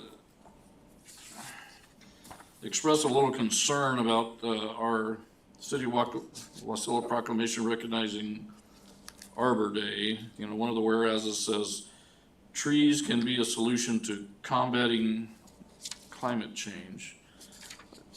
We're not combating climate change. We're combating human exertion causing climate change. The climate's going to change. Hell, it snowed 2 hours ago. I mean, the climate is going to change. So we're not combating climate change. I don't want people to think the city is some sort of climate change warrior. We're just trying to make sure that what we do is not accelerating that climate change in one direction or the other. So, and speaking of Arbor Day, are we doing seedlings this year on Arbor Day? We tried to do it last year, but we weren't able to for some reason. And can you answer that, Mr. Director? Through the mayor, we have had a terrible time getting trees. So we put in orders and we never get what we're supposed to get, and then they never come on time. And so last year we had a scheduling issue where we tried to meet the students out there and give them the trees.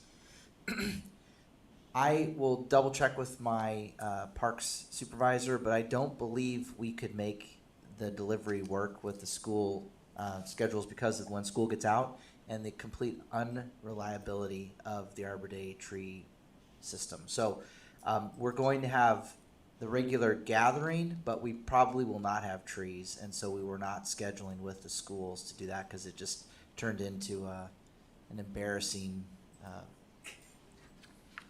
unimpactful event. But I do appreciate you bringing it up because I have something to tell the council. We have been put on notice that we need to address the code that we need to address our tree code to remain eligible for Arbor Day. So we have some work to do. We need to talk with council for your opinion on the use of climate change. This may be the turning point for the council on wanting to do that, because they've told us that in reviewing our code, when we fill out our application every year, they say, tell us about your code on tree protection. And we say, we like trees, we protect them. It's almost that vague.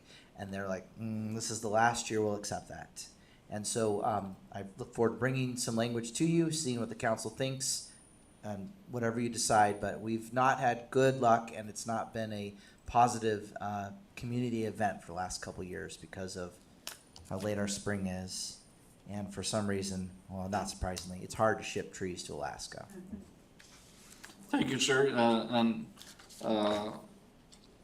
I'm glad to hear that it's still on your plate, and maybe someday we can go to lunch and talk about perhaps there's a way to do this in the fall with the kids, to plant some trees, to get them organized where the city pays for the trees instead of having them shipped by the Arbor Day Foundation. But we can work on that. But thank you for your comments, and I certainly look forward to everybody hitting their own greenhouse and scratching up some dirt to help us out on Arbor Day. We do have a beautiful city, lots of trees here. We do our best to protect them, but Mother Nature will do what Mother Nature does, and so we'll just kind of work on that. I also want to say congratulations to the new high school graduates, soon-to-be high school graduates. Starting tomorrow, I think, is when the graduation ceremonies start. These are kids that have worked long and hard to get through high school. Some of them have been pretty easy to get through, and some of them, gave it everything they've got, and they still may have some time left to do that. But it's up to us as a community to support our youth and, through being positive role models and providing opportunities for them to work through providing a good solid school system for them, good solid transportation, utilities, all that sort of stuff. So congratulations to those graduates, because not only are they graduating, they are affirming what we know as a city, that we need strong youth, and they are the future. Let's see, other thing, community friendship dinner, already talked about that. Just to be clear, I don't like always being the bad guy up here, but I think I've been appointed somehow. I think it was Rubio that poked me in the ribs. But I don't like being the bad guy all the time, but I don't mind having the discussion. And I don't mind when I lose the discussion either, but I don't know what other people are thinking unless we speak up. And because of that, I'm sometimes viewed as a devil's advocate, and, maybe I am, but I'm not a devil's advocate because I've made up my mind. I'm a devil's advocate because I want to hear what's going on. So to those of you, if there are those of you out there, other than the mayor who's upset with me, I apologize. I'm not trying to upset you. I'm just trying to make sure that we have a discussion and we move forward in the right direction. Thank you, Madam Mayor. Councilmember Cottle. Thank you, Madam Mayor. And you do make a good bad guy. Keep it up. I do want to thank the finance department. I know the kind of work that goes into these budgets, and not everybody's always happy. And what someone's idea of what the right amount of detail is and somebody else's may be two different things. I hope that through some of the back and forth that there's been a little bit more clarity. And I do totally agree that we need to actually put something on paper on what we need. I appreciate all that you do. I also appreciate the city attorney keeping us on track and keeping us legal and out of trouble. Appreciate that very much. Sometimes we need that. Couple of things I wanted to just say. I attended the Matsu Regional Spring Economic Summit on the 24th and 25th. It was very informative. The mayor was there, the deputy administrator, Eric was there, a few people from the city. Really, really good conversations, good information. The second day was a field trip out to Port McKenzie. And I tell you, if I had an office out there, I would never get any work done. That view is amazing. I've never seen Anchorage from that perspective. And yeah, it was Anchorage, but it was on a beautiful day. I also attended the MEA annual meeting, and there was a lot of really good information there about the electrical needs for our growth, because we do continue to grow. So while there's always ideas out there, sometimes ideas aren't feasible just because of cost. But it's a good thing to go to every year, to listen to some of the challenges that we run into.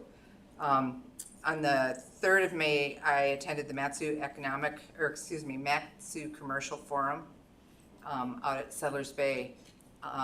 We don't have near the commercial properties that a lot of people would like to see. We don't have the industrial properties that people would like to see. It was really informative on how all of these trends for commercial, both the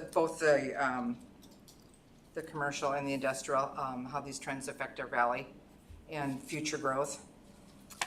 I also attended my first Matsu Borough meeting. That was interesting. I had the honor of leading the Pledge of Allegiance, and I like our format. We're not sitting way up there looking down on people. It was a great meeting to go to, but it was a very different perspective sitting in the audience there compared to here. And I have sat out there. It's just very different. I like this. We're much more welcoming, and I hope we always stay that way. And then on Friday, I finally got to do my council orientation. And I really have to thank our city attorney and the clerk's office. You are all wonderful at teaching and, kind of counsel for dummies that you're training me. And I appreciate all the time that you spent with me answering questions. And I just look forward to serving all of you. And that's all. Okay, thank you. Councilmember Crafton. Thank you, Madam Mayor. Council, thanks for the good discussion tonight. It's always fun when we actually start chatting through some things. Thanks for all that stayed. I know we're 3.5 hours into this tonight, and I have sat on that side my fair share of times with meetings this long, so I know how it is. But it's always good to learn, always good to see what we're doing, and a very interesting meeting to come to. Did have a couple questions for our administration here. We talked about the parade. I know it's a month and a half away, but it will be tomorrow before people realize it. And we're limiting our applications to 75 this year. Do we happen to know how many applications we've already had submitted? Eric? Through the mayor. So I believe it's 12 right now. 12? Okay, so just a heads up to the public, 12, and I think we've only had them open for a week or two now. I want to say it was like the 1st of May is when we opened them. I had some people that were hounding me wondering when they were going to get opened up. And then second question to our attorney, just curious to see when either the Planning Commission or ourselves might see that Title 16 come back around. If there's any estimate of time frame? No, we're getting very close. There's still a couple steps. And I'm really working hard on not giving a deadline for this one because it's large. And I hope you all bear with me. I know we did a lot of work, but it is coming. My goal was to get it in front of the commission and the council, or is to get it to you in May. And I don't see a reason why I'm not going to make that goal. Like, that is sort of that date that I threw out there, I think, and that we're really aiming for that. I think we're there, but there may be some changes. One of the things that we're looking at is the way that Title VI fits in with Title 16 on some of the licensing and enforcement components. I want to incorporate that if I can, and that's something that really just came to our attention, in the last 2 weeks. So that's the reason why, if it gets pushed a little bit, and I'm talking weeks, not months, then I think it'll be worth it. Sorry, a very lawyerly answer, which is a very gray non-answer, but I'm aiming. What else to for expect May. from you? I know. I've learned. Sorry. Last thing I want to comment to is our quiet man down at the end, Chief. I just wanted to applaud our Wasilla PD. You know, most people don't like them. It seems a lot of times nowadays people don't like officers, but when you need them, they're there. And one of the biggest bragging points that I have about the city of Wasilla is our response time. If you've ever had to call WPD, you generally will expect them within 5 minutes. And recently we had an incident where we had to call, and my gosh, they were there quickly. And it's not the first time I've had to have that happen, but I just want to say how awesome of a job you're doing with them, and I really appreciate it. It's a bragging point. I tell people that when you live in the city of Wasilla, if you need the police, they will be there for you, always. So thank you for all you're doing with them. Appreciate it. With that, thank you all. Okay, all right. Thank you all for your time. Cassie, I don't want you to work in 20 hours in a day, but we will get through this, believe it or not. And thank you to all you guys. I got 2.5 more years, Linda. Okay. I got my volunteer list ready to put your name on it. That's it. I'm over there every Christmas. So, anyway, thank you for coming out. Nikki would be a good one. She knows how to raise money. Okay. So, Got previous life of mine. I know. So, yeah, get her on your board. But anyway, we will help you, you know, I'm already gonna, because we've had, usually we just have a few volunteers, and now we've got a system where we had tons of volunteers, so we can cut down our time. yeah. And I've got the turkey spawn at the school district instead of taking up 3 days at the Menards, so I Right. think I can cut it down Yeah. quite a bit, so. All righty. And with that, we are adjourned at 9:32. That will turn it. We were talking about, these